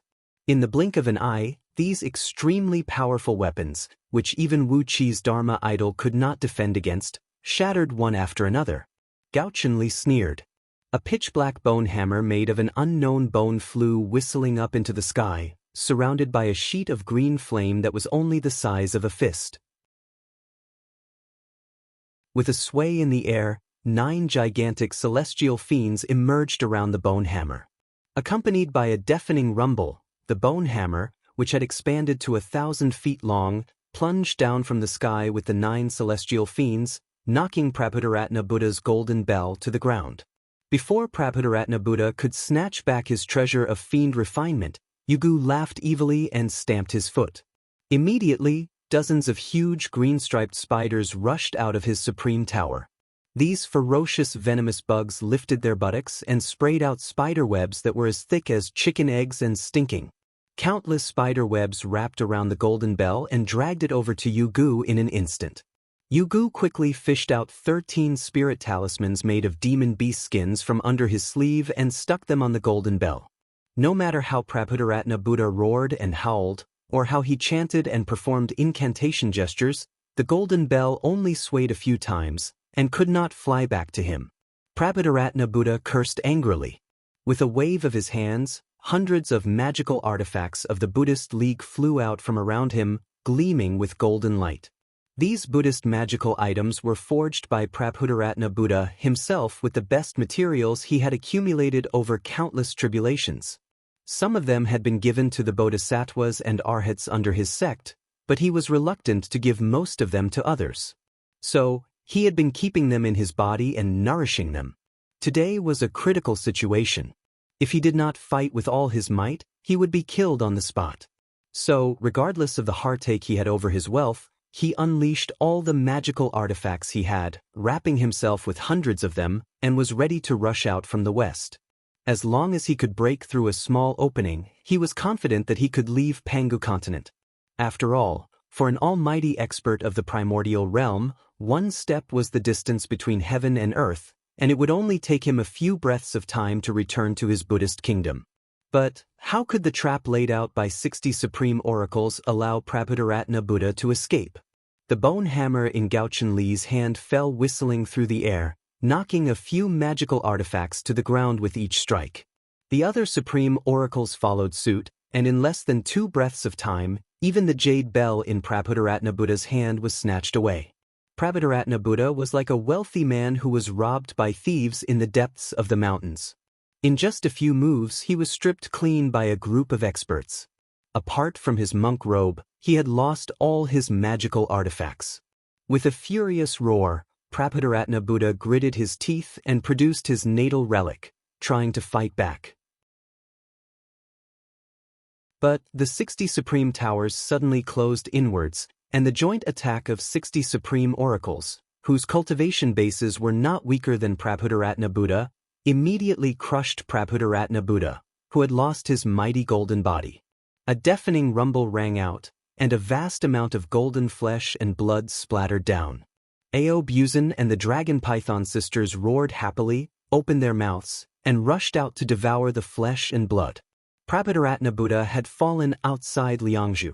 Wu Qi, on the other hand, looked thoughtfully at the spot where Prabhudaratna Buddha had fallen. How could a mighty Buddha be so unlucky as to be surrounded by 60 supreme oracles?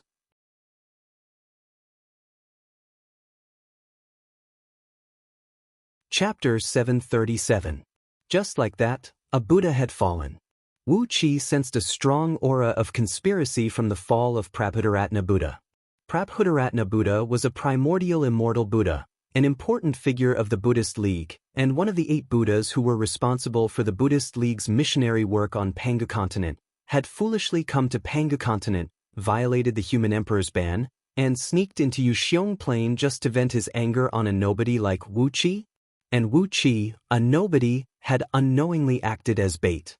As soon as Prabhudaratna Buddha struck, 60 supreme oracles, who were said to be searching for Gauchen Guang's murderer, suddenly appeared and killed Prabhudaratna Buddha in just a few moves.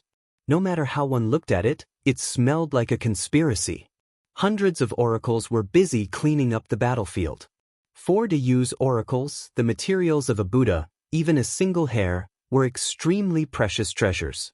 For example, if he had armpit hair, it could be made into a poisonous arrow that could chase after a soul for 10,000 miles, and it could destroy all kinds of Dharma bodies of immortals and Buddhist League's golden bodies, which was extremely lethal to cultivators who practiced the Tao of immortals and Buddhas.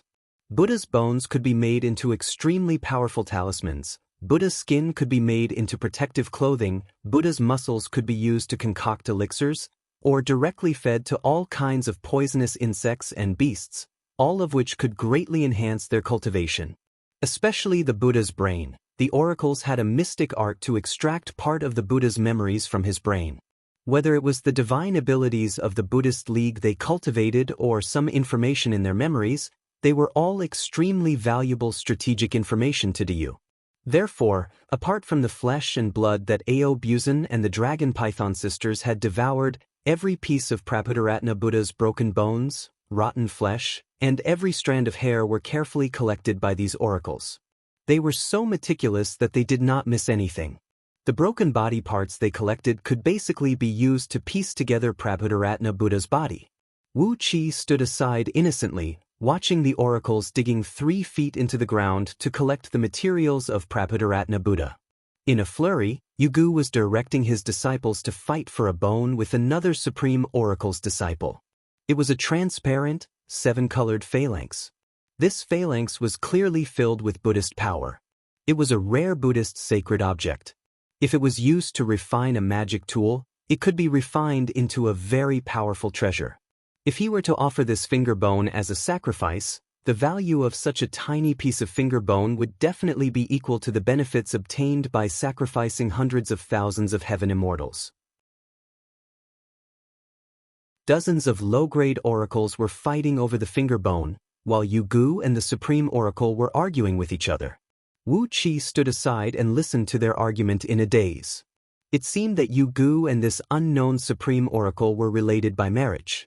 But for the sake of this Buddha's phalanx, the two of them tore at each other's skin, pointing out all the shameful things the other had done. In the end, it was Yugu who was more shameless. He triumphantly obtained the phalanx, while the defeated Supreme Oracle sulkily led his disciples to another small mound and fought with another Supreme Oracle for a few drops of Prabhudaratna Buddha's blood. Complacently, he hid the finger bone under his sleeve. Only then did he realize that Wu Qi was still there. He turned to Wu Qi and said with a smile, "What are you still doing here, Marquis of Zhou Province? The matter here has been settled.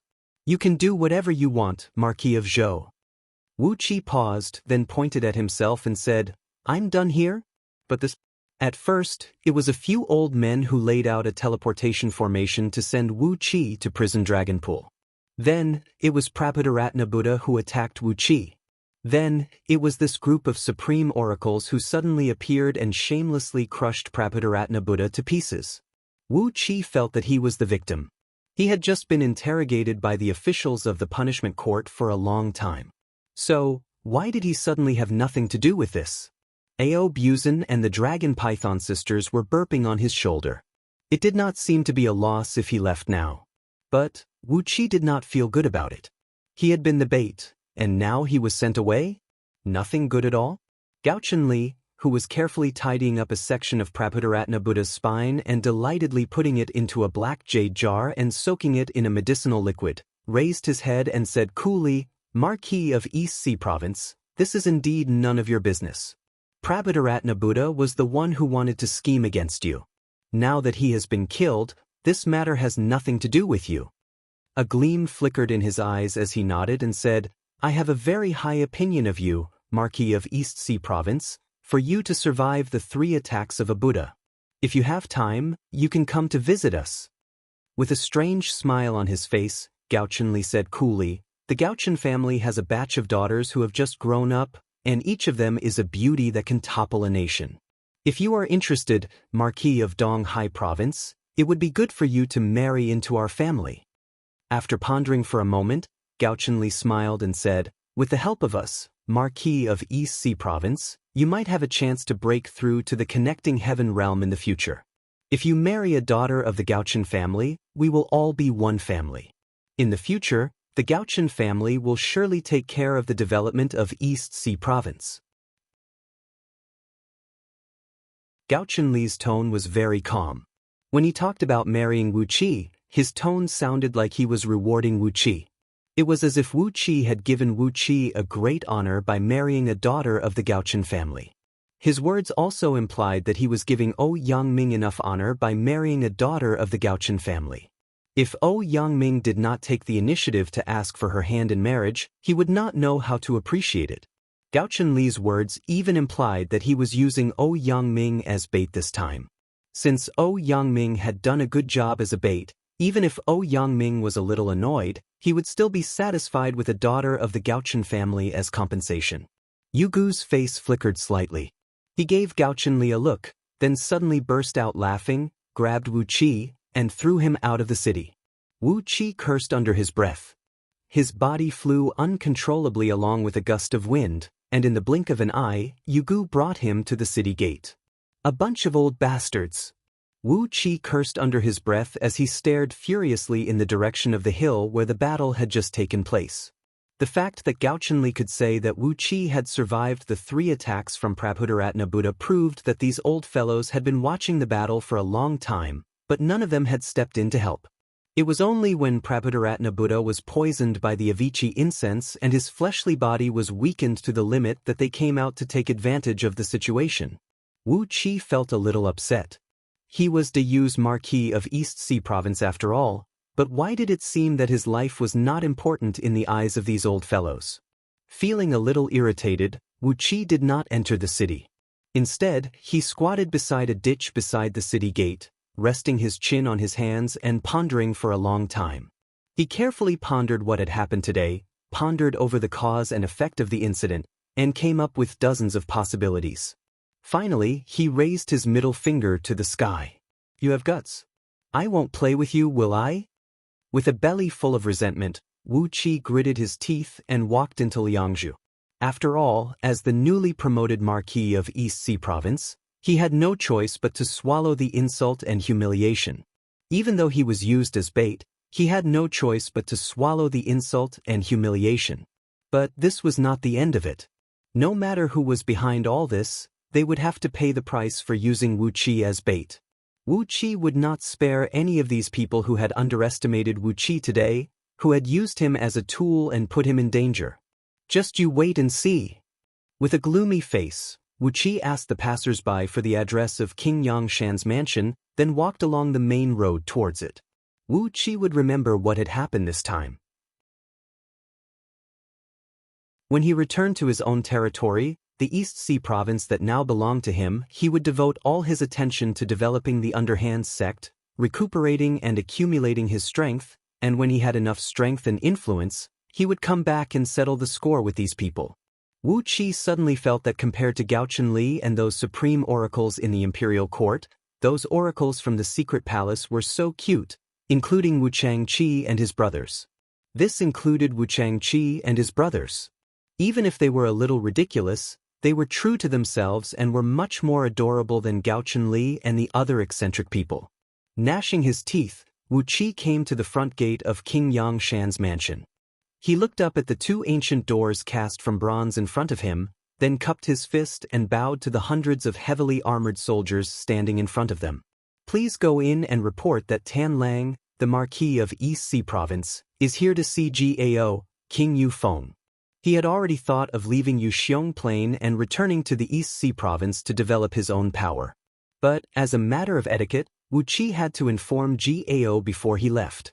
After all, everyone now believed that Wu Qi was Gao's advisor, and he had already been branded with Gao's mark. Right after Wu Qi finished his words, a tall and burly middle-aged man, clad in a luxurious brocade robe, suddenly walked out from the side door. He looked like a man from the Longbow Kingdom. Behind him were dozens of burly, arrogant men. They looked like a pack of lions and tigers, and when they stared at someone, their eyes were filled with a bloodthirsty gleam. Upon hearing Wu Qi's words, the middle-aged man turned to look at Wu Qi and said, "Are you Tan Lang? The Tan Lang who cultivates both fleshly body and magic under Third Brother's command? Hee, boy, kneel down before me and swear that you will only obey my orders for the rest of your life. Otherwise, you won't get any benefits today." Amidst the strange laughter, a burly man with a pitch-black body and a pair of blue eyes behind the middle-aged man leaped in front of Wu Qi, slapping his palms forcefully on Wu Qi's shoulder, trying to force him to kneel before the middle-aged man. Wu Qi flew into a rage. He had just been insulted by Gao Chunli, and now this guy was provoking him as well? Ignoring that he was in King Yangshan's mansion, Wu Qi snapped, "Are you courting death?" Scram. Black dragon scales covered Wu Qi's right fist as he thrust it toward the burly man's chest.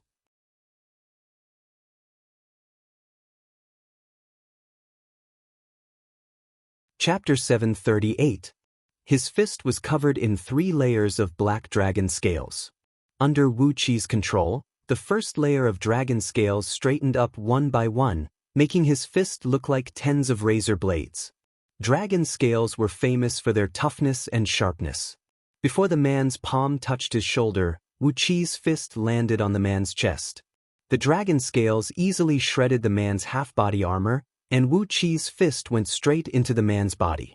The dragon scales vibrated intensely, shredding the man's heart. Wu Qi's fist came out from the man's back.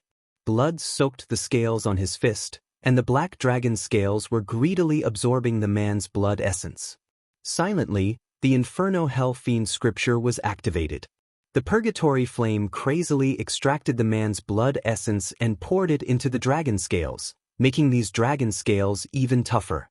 Using the Inferno Hell Fiend scripture to absorb the blood essence of others to strengthen one's own body was one of the evilest magics in the Inferno Hell Fiend scripture. If Wu Qi wasn't in a fit of anger right now, and these people attacked him for no reason, he wouldn't want to use such an evil move on a stranger. The middle-aged man stared at Wu Qi in a daze. The man who attacked Wu Qi just now was the strongest general under his command. But in Wu Qi's hands, how could his strongest general be so vulnerable? Even though he was a little careless, he couldn't possibly be killed by a single punch, could he? The man's body quickly withered and decayed. Soon, he turned into a puddle of dust and dissipated in the wind. The dragon scales on Wu Qi's fist were coated with a faint layer of blood, sparkling with a dazzling blood-red light under the sunlight. Slowly deactivating the dragon kill on his fist, the dragon scales on Wu Qi's fist shrunk back into his flesh piece by piece. He coldly looked at the man in embroidered robes and shouted in a deep voice, "Your grandfather is not in a good mood right now. You better not provoke me." The man's face suddenly turned extremely unsightly. "How dare you? I'm Jiyu, king of Yangqiu. What, you are just a subordinate of third brother. How dare you speak so rudely to me? This prince will beat you to death, you thing that doesn't know the difference between superior and inferior." With a furious roar, Jiyu's body abruptly grew to about 300 feet tall. With the blood of the Longbow Kingdom in his veins, he gave a loud cry as a bizarre smile flashed across his lips. Then he threw a punch at Wu Qi with all his might. The people of Longbow Kingdom were born with the ability to control some natural energies, and the energy Jiyu had mastered was the power of thunder. His huge fist was covered in a thick layer of lightning that looked almost tangible, as he smashed it down towards Wu Qi's head with the force of a thunderbolt. Wu Qi's chest tightened.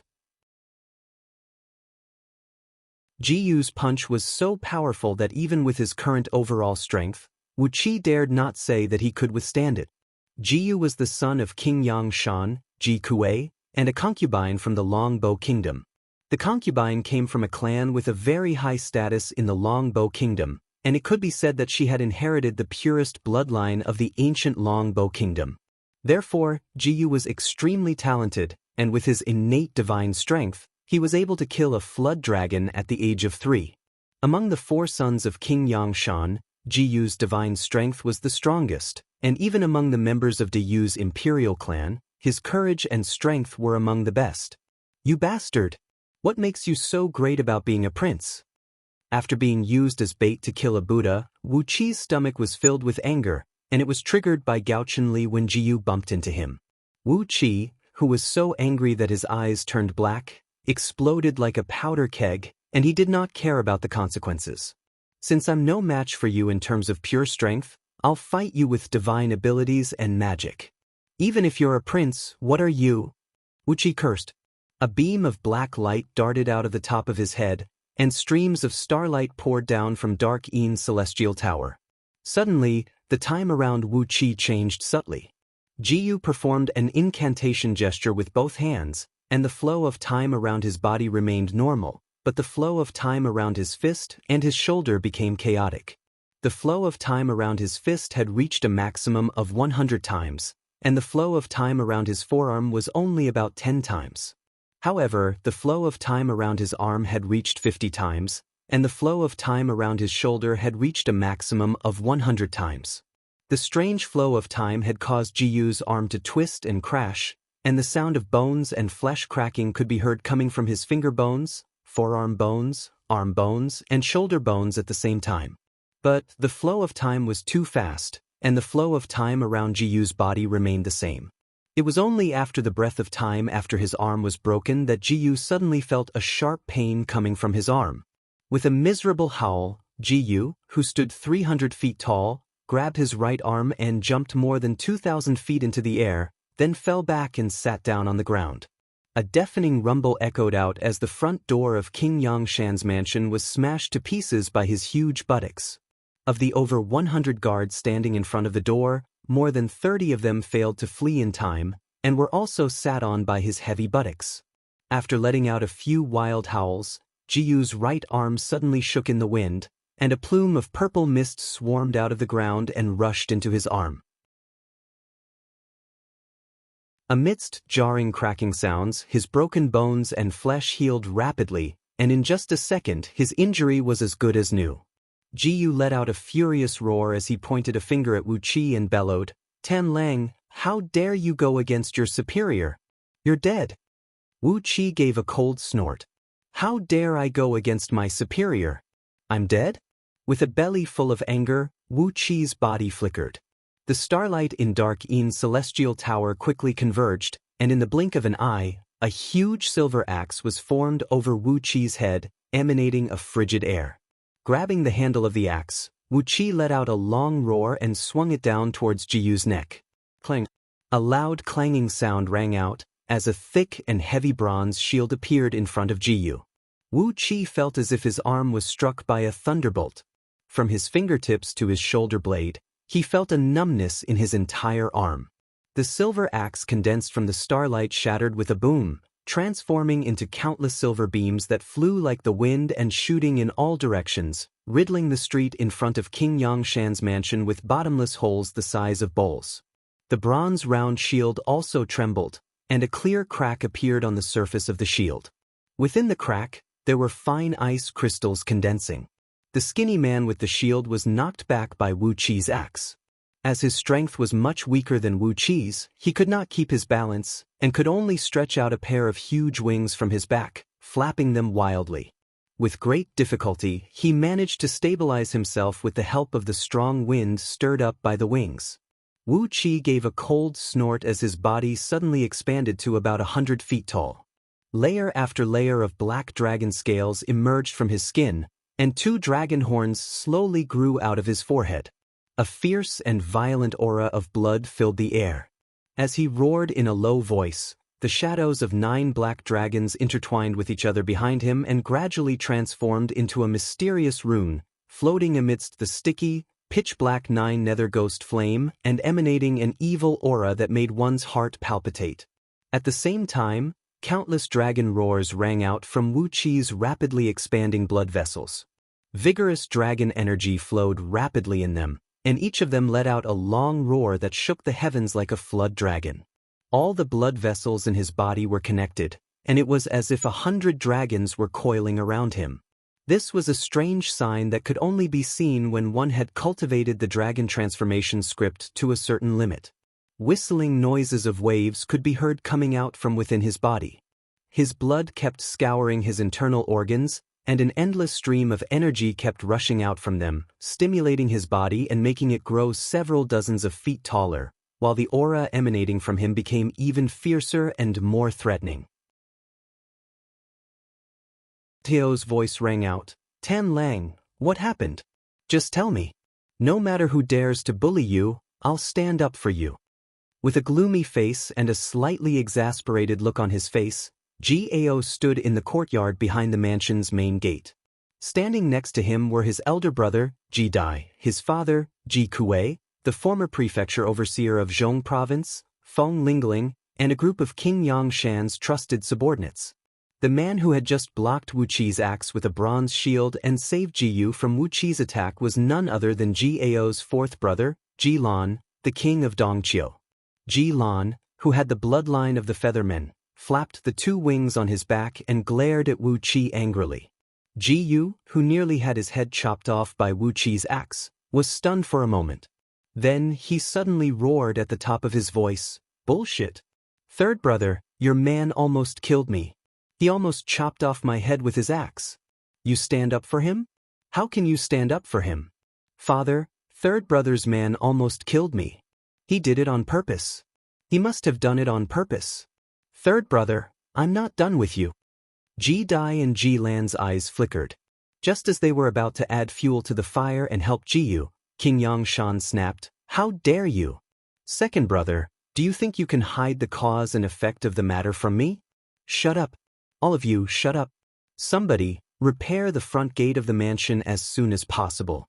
You bastards, you are simply—" King Yangshan wanted to say a few harsh words, but it was his son who had stirred up trouble, so he could not go too far. He stared at the front gate with trembling hands. He could not believe that the front gate of King Yangshan's mansion was shattered by his own sons, but if this got out, he would be the laughingstock of the whole Diyu kingdom. For a moment, King Yangqiu felt like strangling Jiyu to death. King Yangshan gritted his teeth in exasperation and finally managed to control the anger in his heart. He took a deep breath and looked up and down at Wu Qi, who had transformed into a dragon man. Then he nodded and praised, "Wonderful!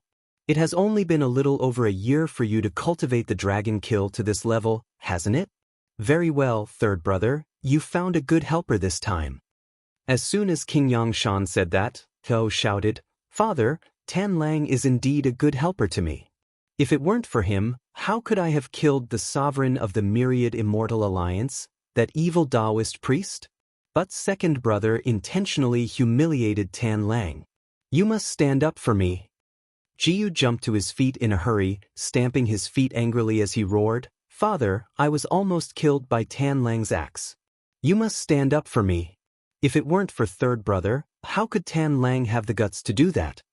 Ji Dai, the king of Qingqiu, stirred up trouble on the side. "Father, since when can servants beat their masters?" Ji Lan, with a round shield in his hand, sighed faintly and added fuel to the fire. "Father, which one is more important, a little subordinate or second brother? That axe almost cut me in half." While his four sons kept complaining and making noise, King Yangshan's face gradually turned pale, blue, and finally an ugly purple-black. Wu Qi retracted the dragon kill and stood angrily to one side, glaring at Jiyu, Ji Dai, and Ji Lan. When King Yangshan saw the undisguised murderous gleam in Wu Qi's eyes, he could not help but sigh again in his heart. If they were not his sons, he would have killed these bastards with a slap.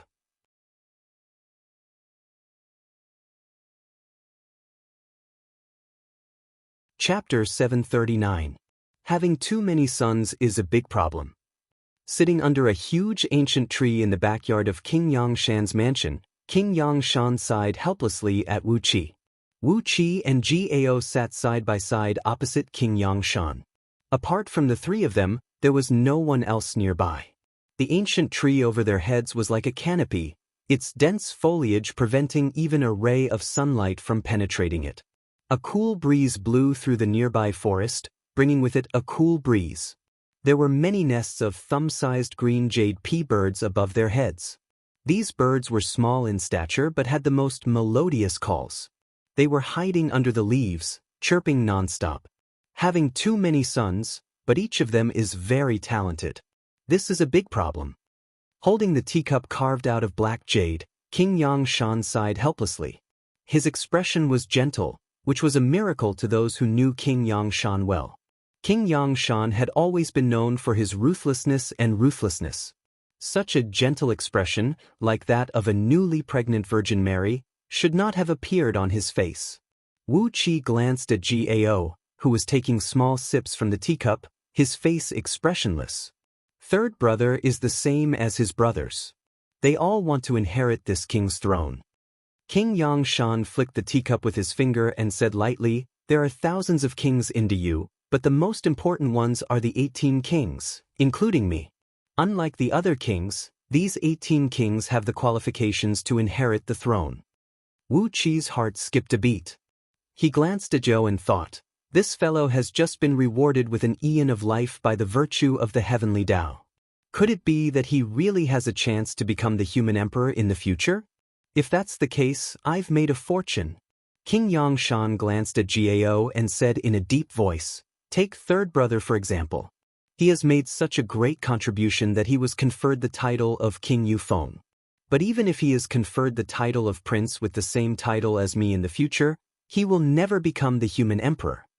Putting down the teacup, King Yangshan counted on his fingers and said, if the human emperor passes away, and the crown prince is not talented enough to awe the world, or if for some other reason no one of the human emperor's sons can inherit the throne, the Council of Elders will choose one of the 18 sect kings to inherit the throne. Gao picked up the teacup and drained it in one gulp, then placed it on the small table beside him. Wu Qi slowly nodded his head.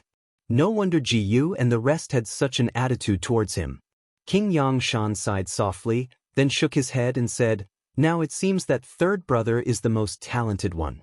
If nothing unexpected happens when my life comes to an end, there is an 80% chance that third brother will inherit my throne.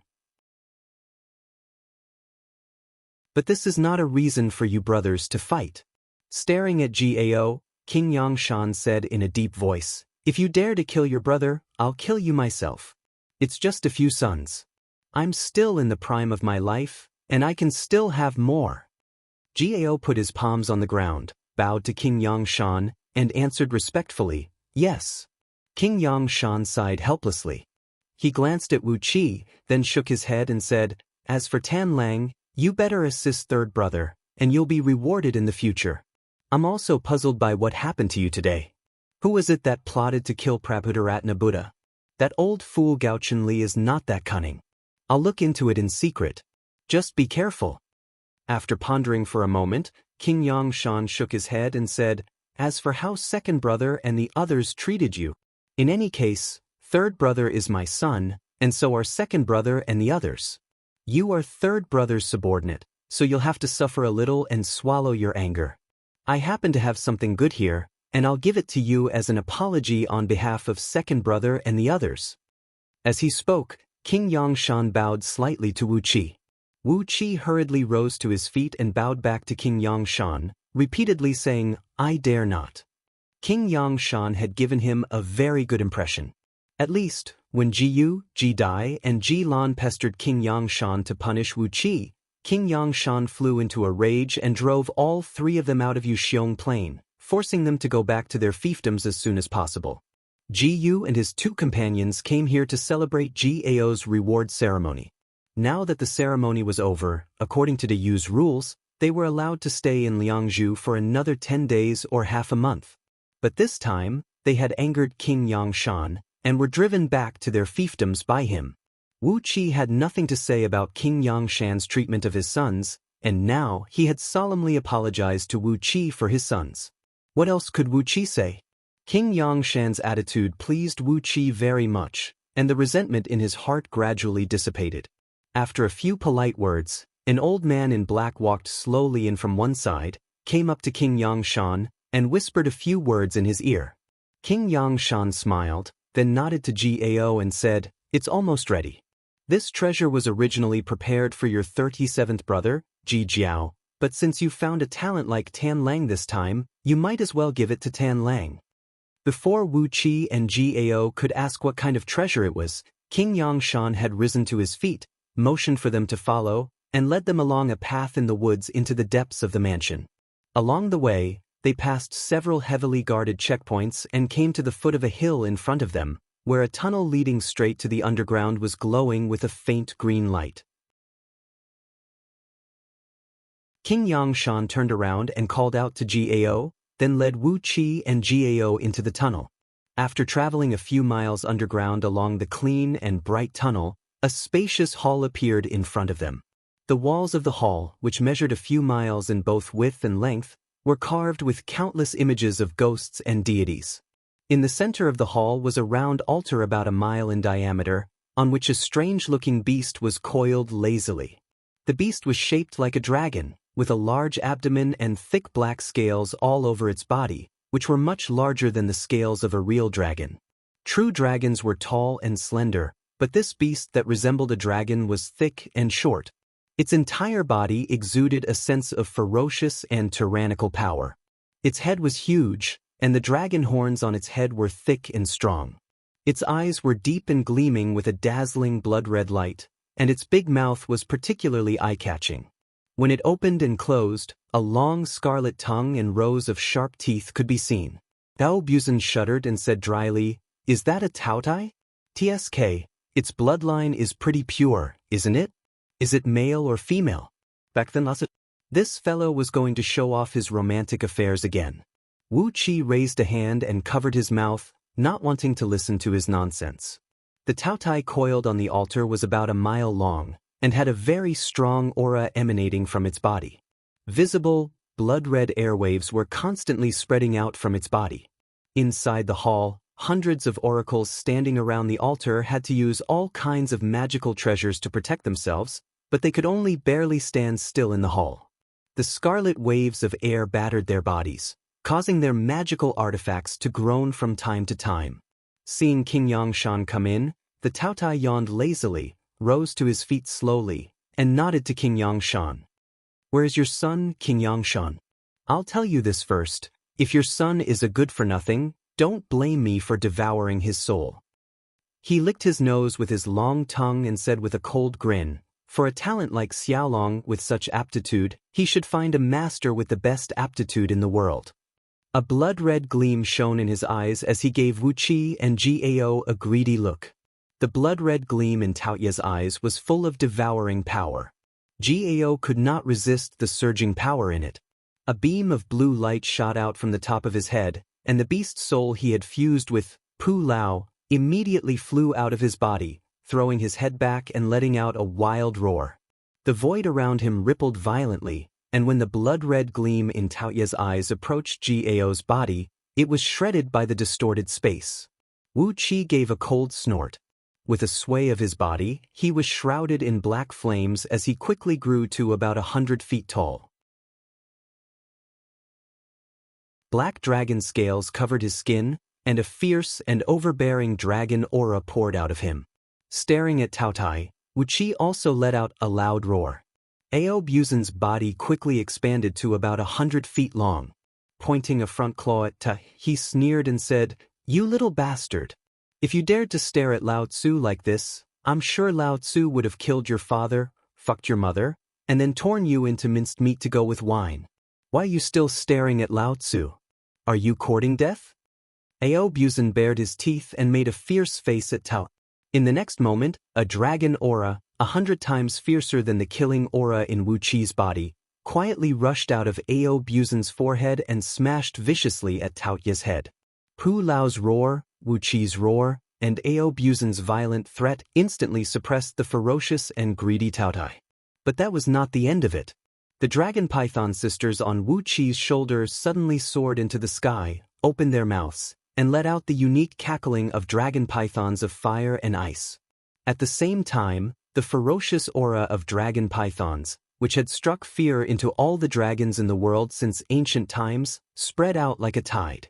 It would have been better if the sisters had not unleashed their power, but as soon as they did, Pu Lao's soul flew back into Gao's body and dared not to show itself again. Wu Qi shuddered, and his dragon man avatar shivered and quickly returned to his human form. Ao Buzan, who was arrogant and domineering, shivered instinctively. In a flash, he shrunk from 100 feet long black dragon to a 3-inch long loach, squeezing into Wu Qi's collar to hide from the terrible aura, which was almost the natural enemy of dragons. Taotai, who was extremely arrogant and ferocious just a moment ago, suddenly put on a flattering smile. Nodding and bowing, he said to Wu Qi, "You must be Ji Jiao, the 37th son of His Highness, right? Haha, to be able to become your beast soul, to live and die together, to advance and retreat together, this is really this little dragon's blessing, ah. Haha, are those two beside you really dragon pythons of fire and ice? Haven't they gone extinct a long time ago?" A faint smile appeared on King Yangshan's face as he patted him on the shoulder and said, "Tan Lang, this is my gift to you. You haven't fused with a beast soul yet, have you? All the warriors of Du need a powerful beast soul so that they can exert their full strength. Even if you are a genius who cultivates both fleshly body and magic, having a beast soul to protect you will be of great help in the future." King Yangshan's so-called treasure was the beast soul of a Taotai? Wu Qi was overjoyed. He quickly bowed and thanked King Yangshan. "A beast soul? The benefits were simply too great. And it happened to be the beast soul of Taotai, one of the 9 sons of the dragon. Wu Qi smiled so widely that his eyes narrowed into slits. Although he had encountered some horrors on this trip to Liangzhu, the benefits were too great.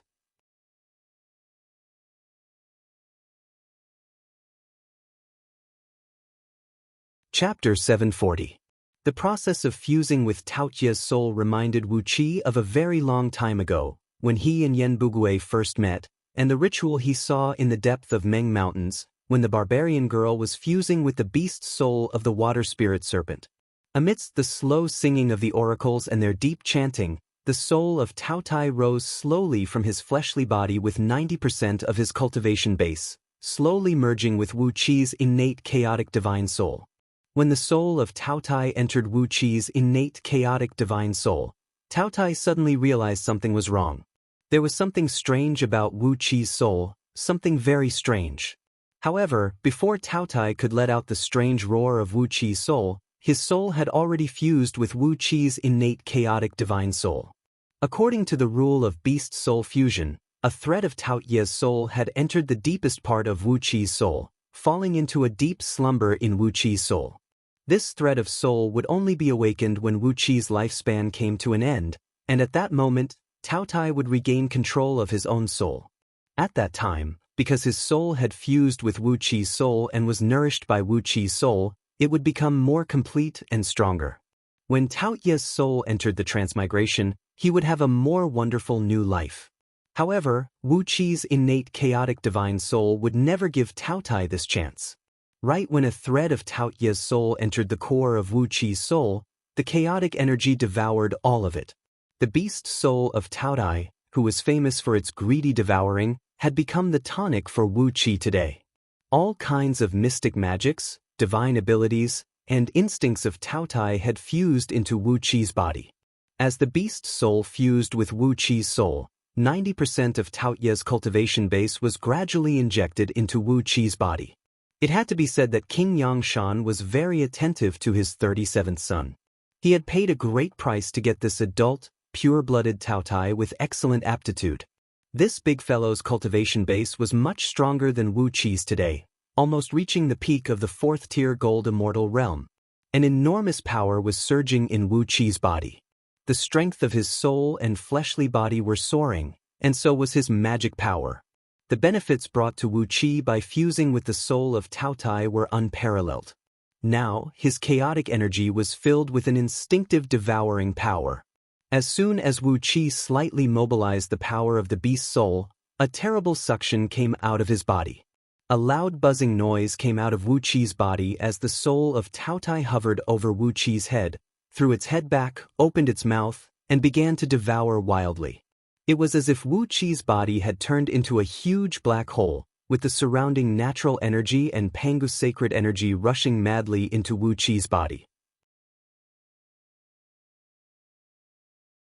After the initial fusion with the soul of Taotai, the speed at which Wu Qi absorbed the natural energy was 10 times faster than when he exercised his cultivation base at full strength. As he continued to fuse with the soul of Taotai, his speed of absorption in the future might be 100 times, 1,000 times, or even 10,000 times faster than it was now. According to the legends, Taotais were famous for their greed and brutality. Many of them died because they could not digest the food in their bodies because they had devoured too much food. Even with the strong bodies and digestive ability of divine beasts, they could not digest the food they had devoured, which showed how fast Taotai could devour. Now, Wu Qi did not have any problems with his cultivation base. His biggest problem was the lack of magic power. His cultivation base had reached the peak of the gold immortal realm, and his ability to use and control his magic power had also reached the highest limit of a gold immortal. What hindered him was that the speed at which he accumulated energy was too slow. But now, he had the Supreme Tower, which could control the flow of time, and the soul of Taotai, which could enhance the absorption of energy. It was as if the heaven was helping him, and all the problems had been solved. King Yangshan smiled as he watched Wu Qi unleash the power of the beast soul, then nodded at Jiao. Jiao smiled and pulled out a bone talisman.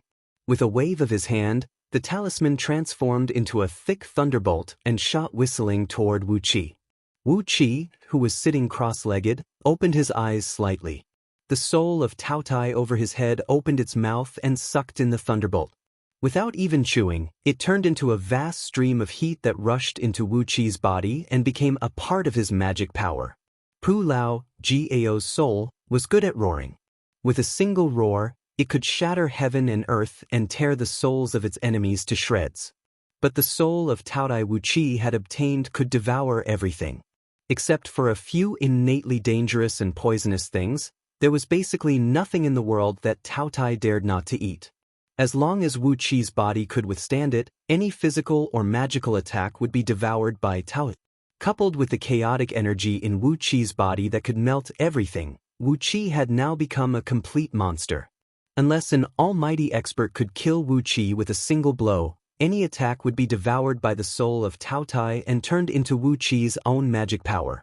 After cultivating with his eyes closed for 2 hours, Wu Qi slowly retracted the soul of Tao Tai into his spiritual ocean. He had wiped out a trace of Tao Ye's true spirit, and its soul had completely become a part of Wu Qi's innate chaotic divine soul. The benefits brought by the soul of Tao Tai were simply too great. In just 2 hours of cultivation, the benefits were almost equal to what Wu Qi had obtained after 10 years of hard work outside Yuxiong Plain.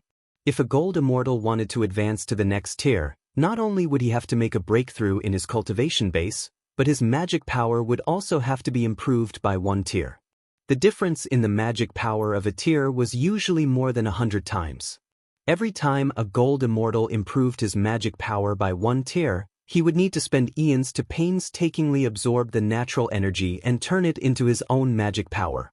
Now that Wu Qi had the Supreme Tower, which could control time, and the soul of Tao Tai, which could increase the speed at which he absorbed the natural energy, his future cultivation speed would certainly advance by leaps and bounds, and no one would be able to compete with him. With 90% of Tao Ye's cultivation base injected into his body, Wu Qi's fleshly body and magic power were instantly elevated to the level of a peak 5th-tier gold immortal. Feeling his strong fleshly body and abundant magic power, Wu Qi rose to his feet contentedly, bowed to King Yangshan, and said, "Thank you for your help, Your Highness." King Yangshan nodded and said with a smile, "A sword is given to a warrior, and this soul of Tao Tai is a perfect match for you, Tan Lang. Just do your best to assist Gao in the future."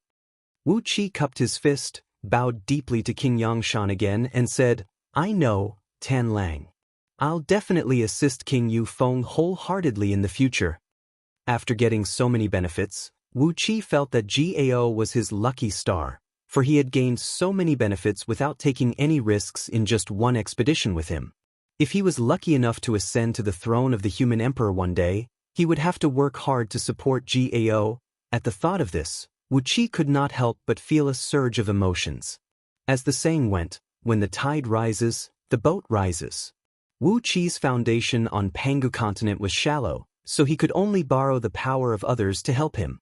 King Yangshan laughed heartily and clapped his hands. From a corner of the hall, a group of oracles, clad in blood-red robes and whose faces were covered by blood-red metal masks, walked up silently. Carefully, they gathered around Tao Ye's fleshly body and began to recite an incantation in a low voice. Tao Ye's huge body floated up into the air and gradually shrank. When the Tao Ye's body had shrunk to about 30 feet, they lifted the Tao Ye's body and slowly walked into the main hall. Wu Qi knew that according to the ritual of fusing beast souls with Dayu, Tao Ye's fleshly body would be preserved with a mystic art. When Wu Qi's lifespan came to an end and Tao Ye's soul was reincarnated, if he got a better fortune than he got in this life, such as a body with perfect aptitude like the innate Tao aptitude, it would not be a big deal. But if the body he got in the next life was not satisfactory, he could still return to King Yangshan and retrieve his fleshly body in this life. After fusing with the souls of Dayu's warriors for so many years, their souls would be strengthened and perfected in terms of essence. So, even if they did not get a better fortune in their next life and were forced to retrieve their fleshly body, with a stronger and more perfect soul, they would be able to comprehend the heavenly Tao faster than they did in this life. The lifespan of human warriors was limited, unless they were lucky like Gao, who had been rewarded with an eons of lifespan by the heavenly Tao. For these divine beasts, it was worth it to spend thousands or even tens of thousands of years for a brighter future.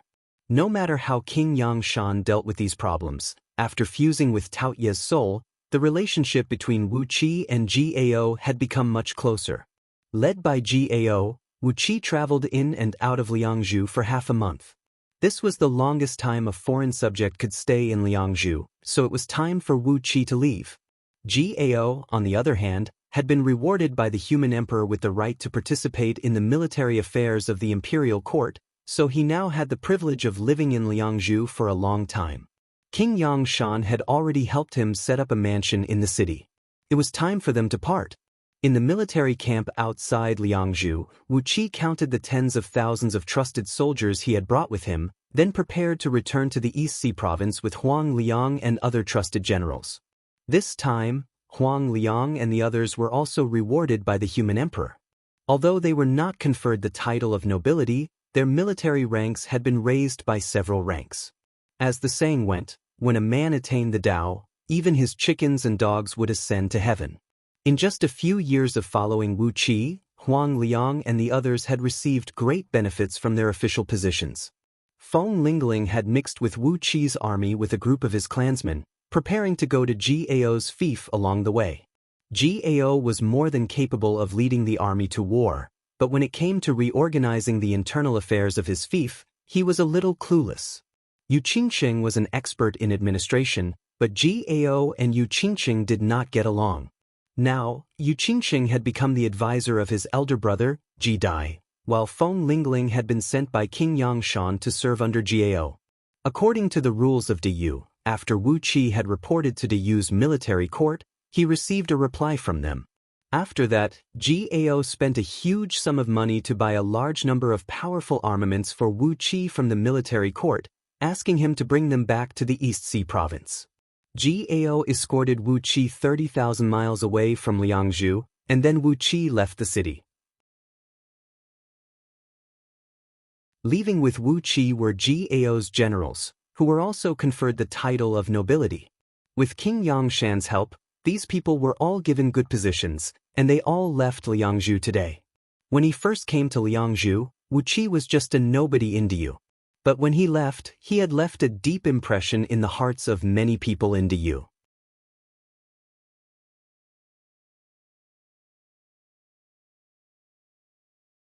Chapter 741. 3 jade-armored dark turtle flying ships, 9 green-tailed scarlet heart scorpion flying ships, 18 one-horned fiery flood dragon flying ships, and 36 green-scaled jade-bone python flying ships. Dozens of large flying ships flew slowly across the sky at an altitude of less than 10 miles above the ground, each of which appeared to be empty.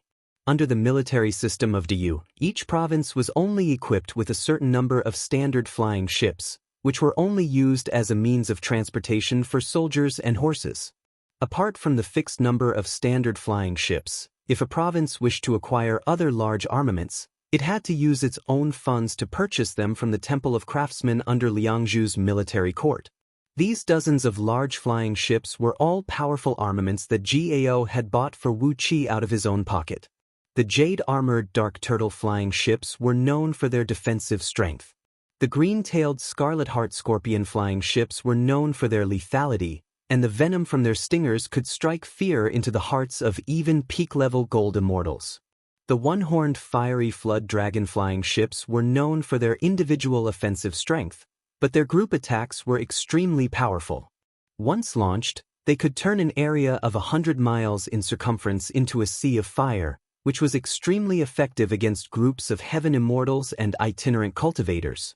The green-scaled jade-bone python flying ships were known for their untraceable speed, making them the best vehicle for chasing down fleeing enemies or charging straight into enemy lines to claim the head of a general. Wu Qi only had 10,000 soldiers under his command, but Gao had given him a total of 63 large flying ships. Although these ships were easy to control, when 10,000 soldiers were evenly distributed across the 63 ships, each of which was at least a few miles long, it was inevitable that the ships looked empty. All the ships were flying at the slowest speed, as if they were in no hurry to return to East Sea Province. Although they had left Yuxiong Plain, it was still a huge spirit cave. The closer they were to Yuxiong Plain, the denser the natural energy and Pangu sacred energy would be. Although it was not as ridiculous as Yuxiong Plain, it was still thousands of times stronger than any immortal abode or blessed land. The reason why Wu Qi deliberately flew the ships slowly toward East Sea Province was to absorb more natural energy here. The soul of Taotai floated above Wu Qi's head. A trace of Wu Qi's clone replaced its true spirit and became the spiritual core of this soul. The hundreds of feet-long Taotai opened its mouth and greedily absorbed everything around it. The natural energy of earth, water, fire, and wind, as well as the natural energies of thunder and earth, as well as the Pangu sacred energy that kept gushing out of the ground, an immeasurable amount of natural energy was rushing into his body at every moment. The Pangu sacred energy quickly fused into his limbs, bones, and internal organs, continuously strengthening his physical body and pushing the evolution of the true body of heaven and earth art bit by bit. Skin, bones, flesh, tendons, blood vessels, organs, and all the other parts of the true body of heaven and earth scripture worked together. Every part of his body was strengthened 100 times faster than the foundation scripture. The Pangu sacred energy here was endless, and Wu Qi could strengthen his body in the most extravagant way. All kinds of spiritual energy quickly merged with the chaotic spiritual energy and turned into Wu Qi's own cultivation base. The innate chaos divine soul sat cross-legged in Wu Qi's psyche ocean, emitting a bright light that lit up the boundless psyche ocean. Earth, water, fire, wind, rain, thunder, all natural phenomena were roaring and boiling in Wu Qi's spiritual ocean. There was also the divine flame of order, the divine flame of void, the divine flame of great tranquility, the divine flame of inferno of hell, the 9 nether ghost flame, and many other divine flames and ghost flames that Wu Qi had mastered. They hovered above the innate chaotic divine soul like tiny suns, emitting all kinds of strong lights that illuminated tens of thousands of miles. Apart from that, around Wu Qi's innate chaotic divine soul, all kinds of divine beasts were hovering in the air. Massive amounts of chaotic energies were flowing into these divine beasts' bodies, nourishing them and strengthening them. Occasionally, a shadow would flash behind Wu Qi, and the shadow of a mythical beast or mythical bird would flash before disappearing. His body would emit an indescribable aura, vast and mighty, as if he was a mythical beast from the prehistoric times. The innate chaotic divine soul allowed one to multitask at the same time, and its mysteriousness could not be fully described with words.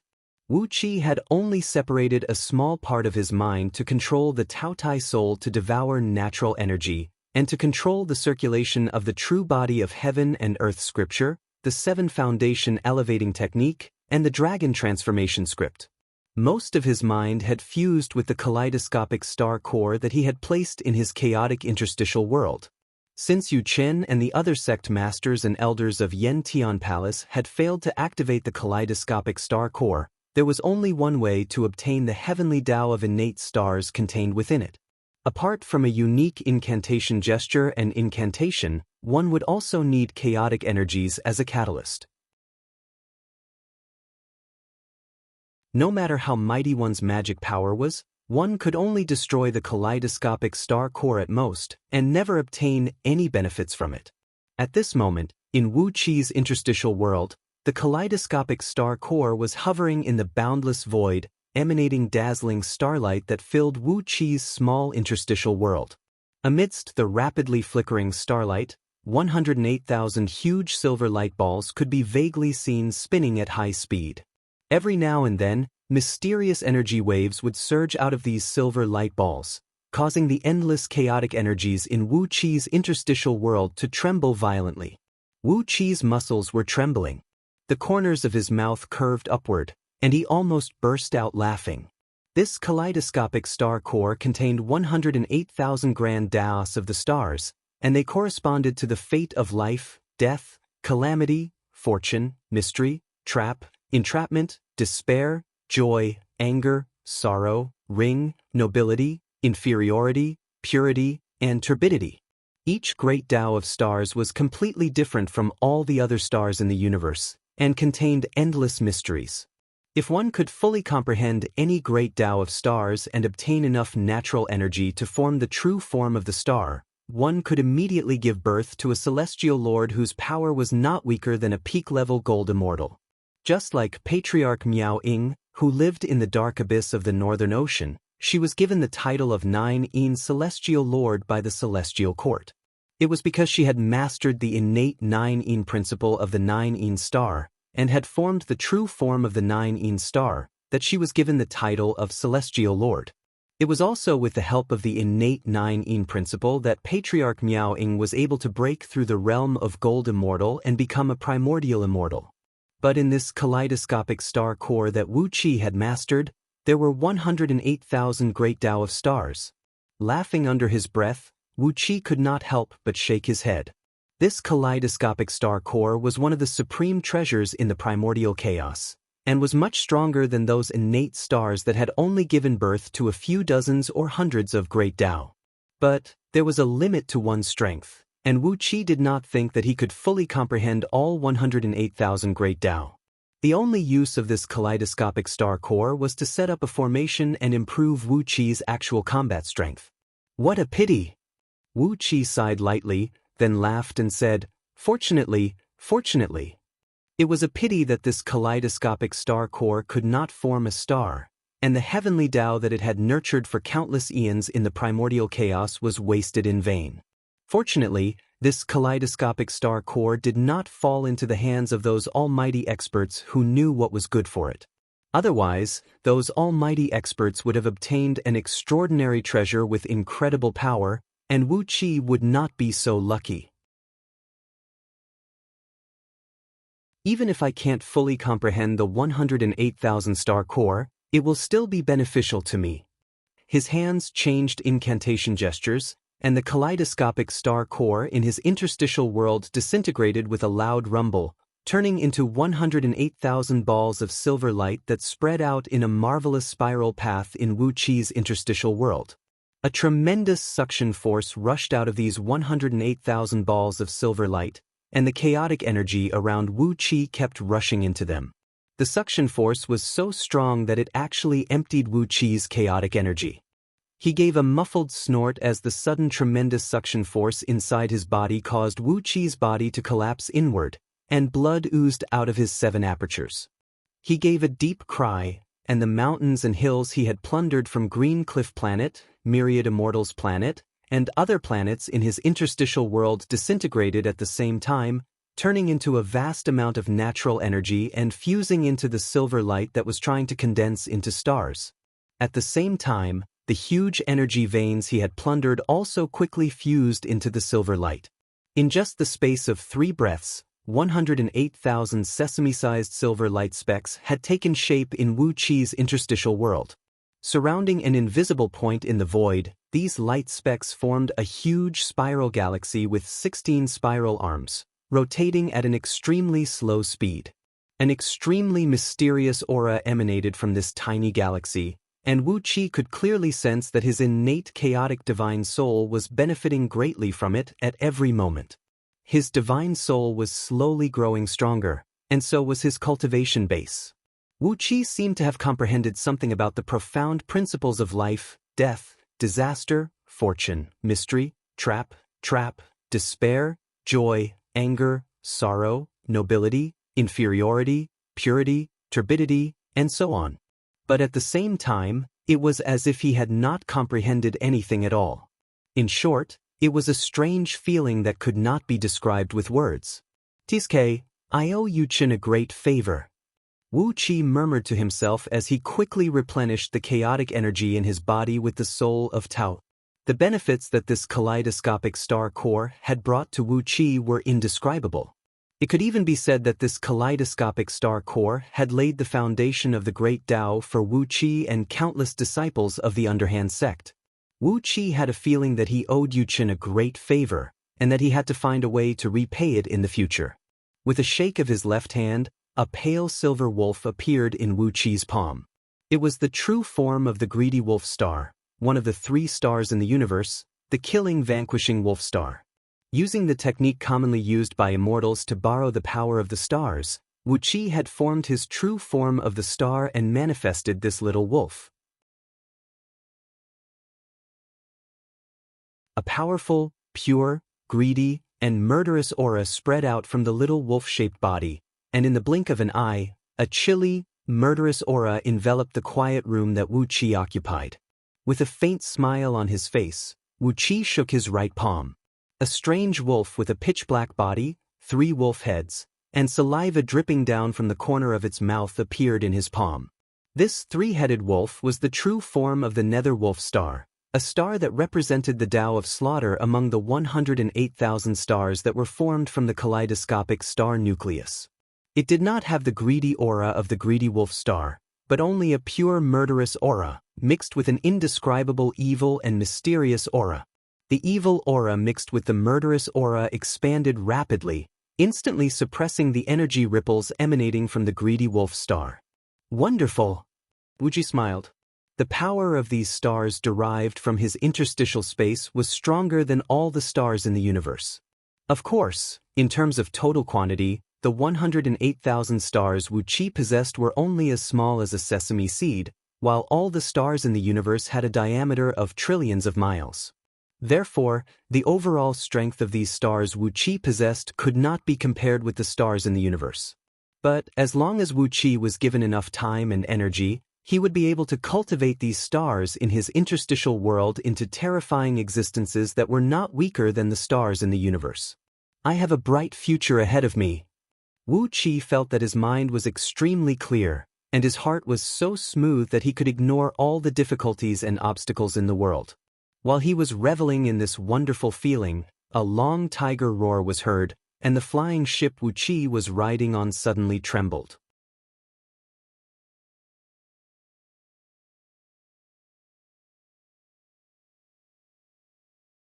Chapter 742. The tiger's roar came endlessly, like the endless rustling of pine trees in the deep mountains. From the moment Wu Qi heard the tiger's roar to the moment he retracted all the cultivation techniques, hid all the chaotic energy in his body, concealed all his aura, and strode out of the room, it had been a quarter of an hour. The tiger's roar did not stop. It lasted for a quarter of an hour, and the flying ship Wu Qi was riding on only vibrated for a quarter of an hour. When he came to the bridge on the highest floor, Huang Liang had already commanded all the flying ships to form a tight defensive spirit tortoise formation with the 3 flying ships as the core. It was a defensive formation specially made by Great Yu for the Jade Armor Dark Turtle flying ship, which had a very strong defense and survivability on the battlefield. The 3 jade-shelled Mystic Turtle flying boats were surrounded by 60 large flying boats. The 3 turtle-shaped jade lights covered an area of 100 miles. The 60 flying boats shot out countless bronze chains to connect with the jade-shelled Mystic Turtle flying boat in the center. The energy cores of all the flying boats were connected through these bronze chains. Powerful spiritual power ran back and forth in the chains, forming a large net that protected all the flying boats in the center. A white sound wave visible to the naked eye came from a mountain in the distance, but the 3 turtle-shaped jade lights firmly blocked the attack of the white sound wave. The sound wave shattered on the jade-colored light wave after wave, turning into wild gusts of wind that blew in all directions, but the flying ships did not move at all. The wild gusts of wind rolled up the small hills on the ground. As soon as Wu Qi walked into the bridge, he saw through the thick crystal wall in front of the flying ship that a mountain several miles high was uprooted and thrown into the sky. This was the power of a single roar. If Huang Liang had not reacted accurately and formed the spirit tortoise formation with amazing defensive power in time, those green-scaled jade-bone python flying ships, which flew extremely fast but did not have great defense, would have been damaged. Huang Liang was greedy, lustful, wretched, and despicable. Moreover, he was greedy for life and afraid of death. He was really not a good candidate to be a general. However, it was his cowardice that allowed him to make the most correct response. Just like when Wu Qi was taken into the Buddhist kingdom by Ming Li, and just like today when he was attacked by the tiger's roar. Wu Qi patted Huang Liang, whose forehead was drenched in cold sweat, and said with a smile, "Well done. Do a good job. Next time we can make some contributions. This marquis will guarantee that you will also be conferred the title of marquis for fun." Huang Liang, who was pale with fright, immediately became spirited. With Wu Qi in front of him, his back was much stiffer. He held his head high and shouted, "You are right, Marquis of Zhou. My brothers and I will definitely follow Marquis of Zhou and make more contributions." With a ruddy face, Huang Liang turned and shouted at the mountaintop tens of miles away, "With the Marquis of Dou East Sea here, who dares to block our way? Touch your neck and see if you have washed it clean, or we will chop off your head and kick it like a ball." Huang Liang's cultivation base was not very strong, but he was still a cultivator of the first Panga heaven. Therefore, his roar was full of energy and awe-inspiring. His roar created a cyan sound wave in the air. The sound wave, visible to the naked eye, shot forward like a meteor and fiercely collided with the white tiger roar. Huang Liang's roar was shattered by the white sound wave, and his voice became stuttering and intermittent. But because of the strong wind, his voice still managed to travel more than 100 miles away. Along with a cold snort, the mountaintop in front of them suddenly rose into the air. Strong gusts of wind carried the mountaintop, which was tens of miles in circumference, and slowly flew towards them. Wu Qi's eyesight was excellent. Without using any divine ability, he had already seen dozens of strange-looking men and women standing on the top of the mountain. Their clothes were very different from those of Diyu and even those immortals. Most of the men were tall and majestic. Their chests were bared, but they wore short skirts made of various animal skins. A few of them wore half-heart covering armors on their chests, and arm guards of various colors on their arms. The arm guards were simple and unadorned, exuding an air of savagery. Most of them were shaped like the heads of wild beasts, with all kinds of runes and patterns carved on them. As for the women, they were all beautiful and strong. They were clad in tight-fitting shorts and short battle skirts, while some of them wore short-sleeved shirts, and some only wore metal armors that looked like bikinis. Their wrists were equipped with shields, and their hands were armed with various short spears and swords. One or more strange-looking spirit beasts were crouching beside each of these men and women. These spirit beasts were baring their teeth and staring at Wu Qi with fierce gleams flashing in their eyes, as if they would attack Wu Qi and the others at any time. A silver-haired man, standing 20 feet tall and muscular, stood at the forefront of these men and women. He had his arms crossed over his chest, and a pair of ferocious eyes were fixed at Wu Qi and the few captains standing next to him through the crystal wall.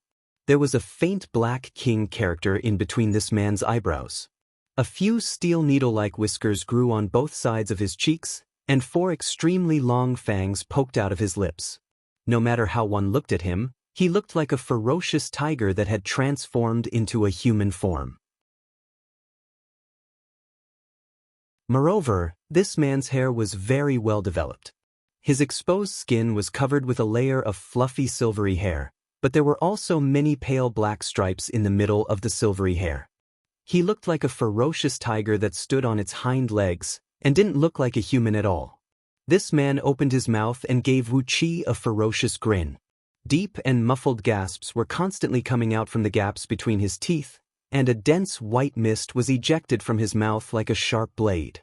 Along with an air-piercing sound of metal, the white mist circled around his body for a few times, and then quickly merged into his body. Wu Qi's eyes flickered. When the man breathed, the energy essence of 5 metals that was close to the innate energy of gold element came out. Judging from his appearance, he was not a human, but a demon body cultivated by the clan of White Tigers, a divine beast. Judging from the appearance of his fur, he should be a pure-blooded descendant of divine beasts. Even if he had some mixed blood, it was insignificant.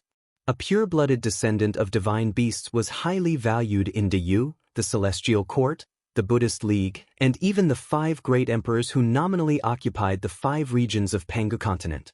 Diyu needed these descendants of divine beasts to offer their souls to increase the number of powerful beast warriors for Diyu.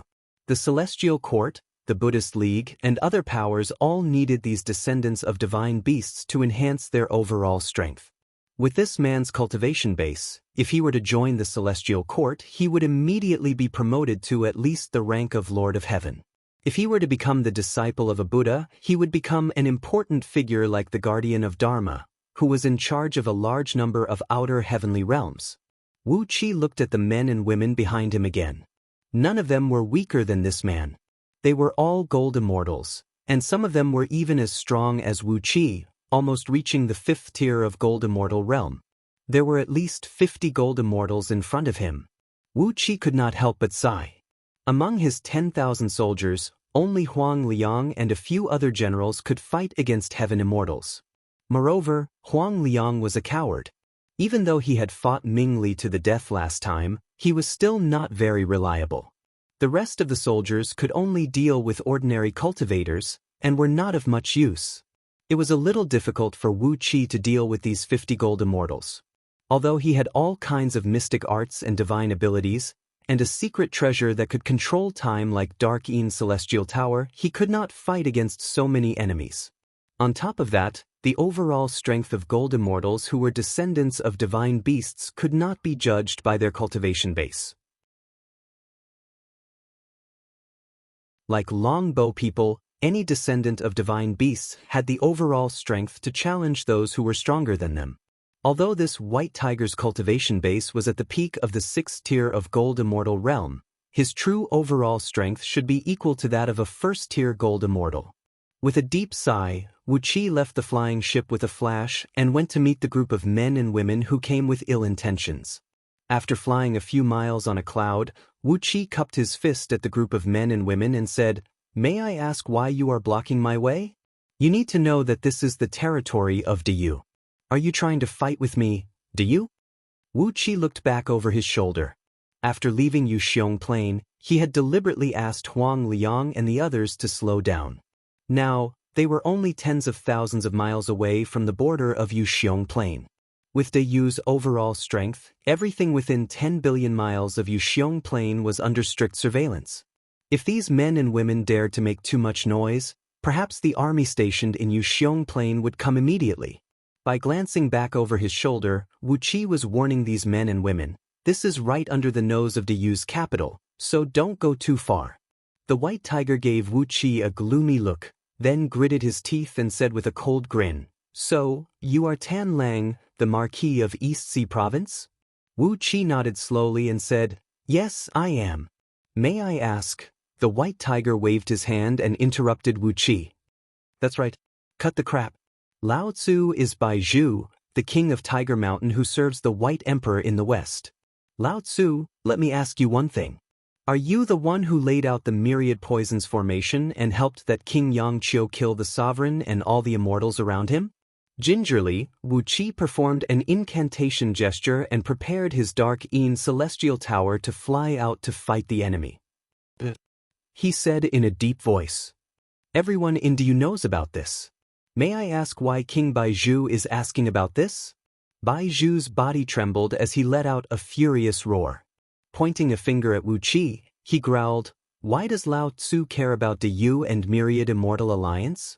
It's your business that you laid out the Myriad Poisons formation and killed the sovereign, but you fucking killed Lao Tzu's only son as well. Damn it, Lao Tzu's precious son is still underage. Even if you want to use the white tiger's skin to make clothes, you should wait until he grows up first." Baizhu's eyes suddenly turned blood red. Howling, he charged at Wu Qi and threw a punch at his face. "Damn it.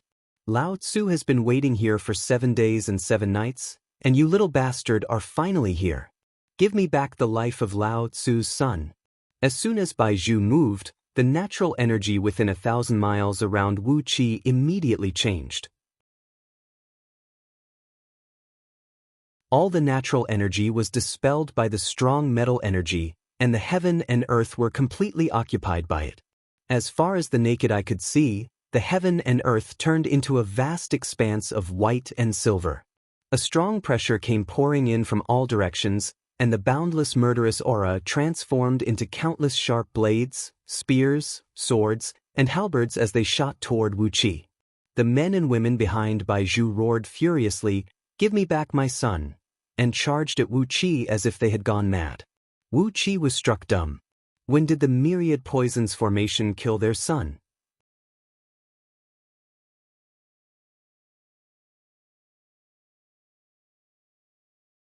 Chapter 743. An ordinary weapon conjured from gold element energy? Wu Qi was not afraid of such a thing. The black nine-nether ghost flames soared into the sky. Together with a frigid air, the filthy and evil ghost flame transformed into 9 black flood dragons that twisted and wheeled behind him. Countless weapons that came flying toward him were hit by the black flame and immediately disintegrated, no longer looking as ferocious as before. But the biggest threat was Baizhu. The burly man opened his mouth and took a deep breath. In an instant, all the gold element energy within 1,000 miles turned into a torrent and rushed into his mouth. A dazzling light burst out of Baizhu's body. The silver light was accompanied by countless sharp thorns, and as he swooped down on Wu Qi, they tore through the void and left behind countless tiny black marks. Baizhu's fist came smashing down toward Wu Qi's face like a meteor. A ball of silver light flickered and danced on his fist. It was as hot as a flame and gave off a dangerous aura that made one's heart palpitate. Wherever the silver light passed, the void was torn apart as if it had been shattered. The fist was still dozens of feet away from Wu Qi's face, but the cold wind had already cut tiny bloody marks on Wu Qi's face. Taking a deep breath, Wu Qi gave Baizhu a mysterious smile. A beam of black light rushed out of the top of his head, and amidst it, the dark celestial tower expanded rapidly, growing from the size of a fist to tens of feet tall.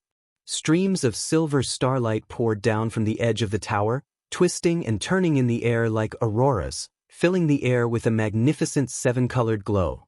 The fact that Baizhu was able to disperse all the natural energy within 1,000 miles, leaving only the unique energy of the 5 elements, had a great impact on Wu Qi. But, although Baizhu could dispel all kinds of natural energy, there was only one force that he could not dispel: the power of the stars that illuminated the entire Pangu continent from the sky. Even though it was broad daylight, the power of the stars still existed and filled the surroundings. The dark celestial tower was covered with a thick layer of silver light, about a foot thick. Streams of silver light could be seen rushing down from the sky and pouring into the tower. With a sinister smile, Wu Qi pointed at the dark celestial tower, and the flow of time in the vicinity suddenly accelerated by 100 times. The sudden increase in the flow of time caused Baizhu to lose control of his body. His body tilted to one side, and he bumped into Wu Qi's back in a sorry state. Silently, the shadow of a 3-headed wolf emerged behind Wu Qi. He softly chanted an incantation, and the enormous star force absorbed by the dark celestial tower poured into the wolf's body, causing it to rapidly expand from the size of a fist to dozens of feet long. 3 shrill wolf howls rang out. Wu Qi slapped the wolf's neck and pointed at Baizhu's body. Without making a sound, the wolf lunged at Baizhu with a gust of wind. Its 3 big mouths bit at Baizhu's neck, the back of his heart, and the ribs on his waist.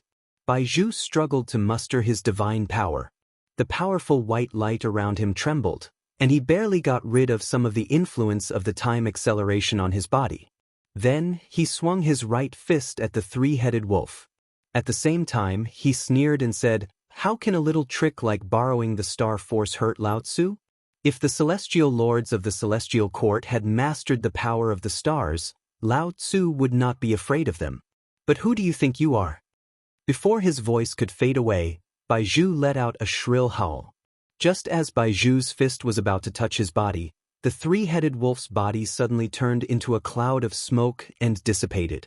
Then, it reformed on Baizhu's body. Baizhu's neck, the back of his heart, and the ribs on his waist were bitten at the same time. A large amount of silver-white blood sprayed out. The 3-headed wolf shook its neck wildly, trying its best to tear at the wounds on Baizhu's body. A strange poison seeped into Baizhu's body, quickly turning the skin and flesh around his wounds purple and black. As the descendant of the white tiger, a sacred beast of the 4 directions, Baizhu's body was extremely strong. Few poisons in the world could hurt him.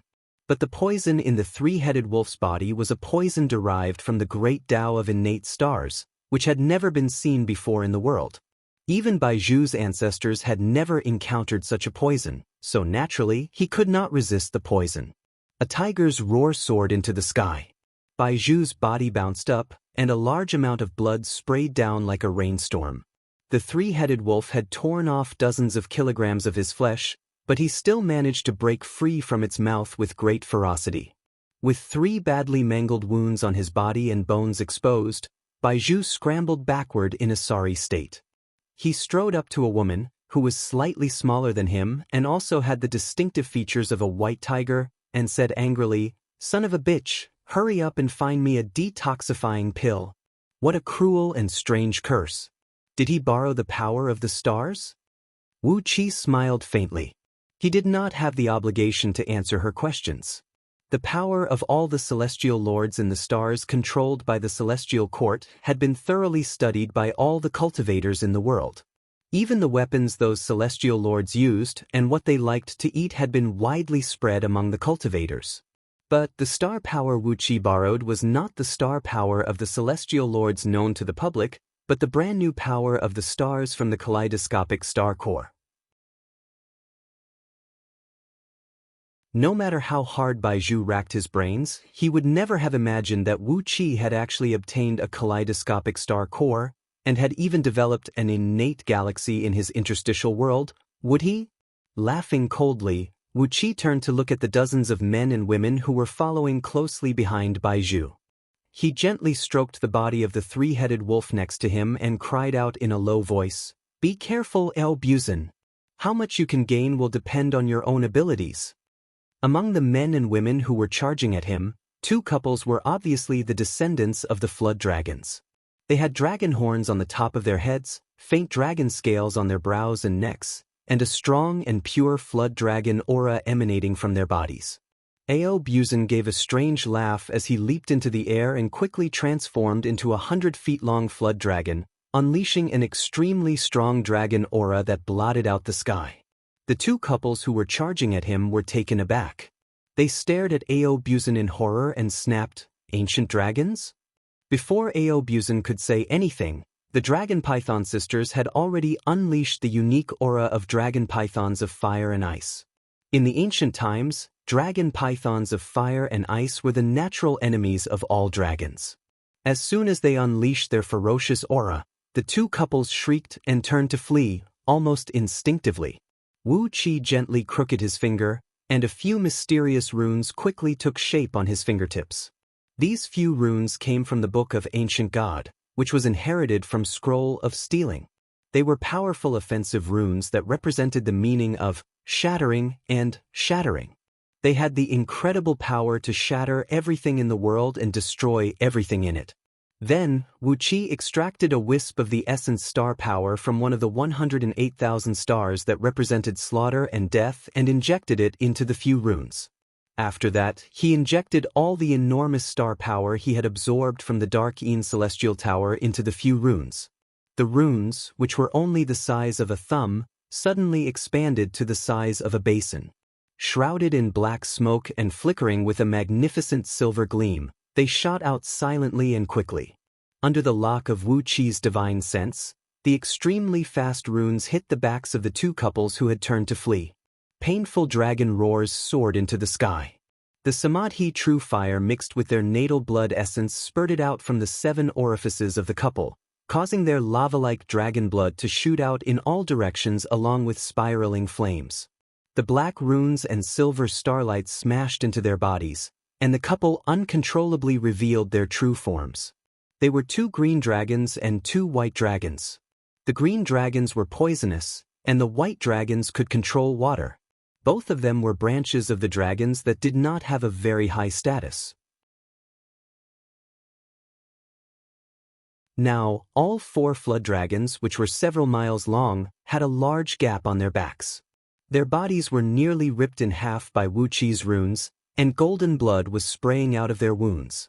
Through their wounds, Wu Qi could see that their dragon bones and tendons had all been ripped apart. "Lao Tzu, I'm so sorry to bully you kids," roared Ao Buzan crazily, But bullying others is the source of happiness.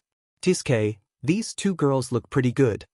While babbling nonsense, Aobuzan turned into a dark shadow and rushed toward the 4 flood dragons, who had been forced to reveal their true forms. Then he opened his mouth and tried to devour them.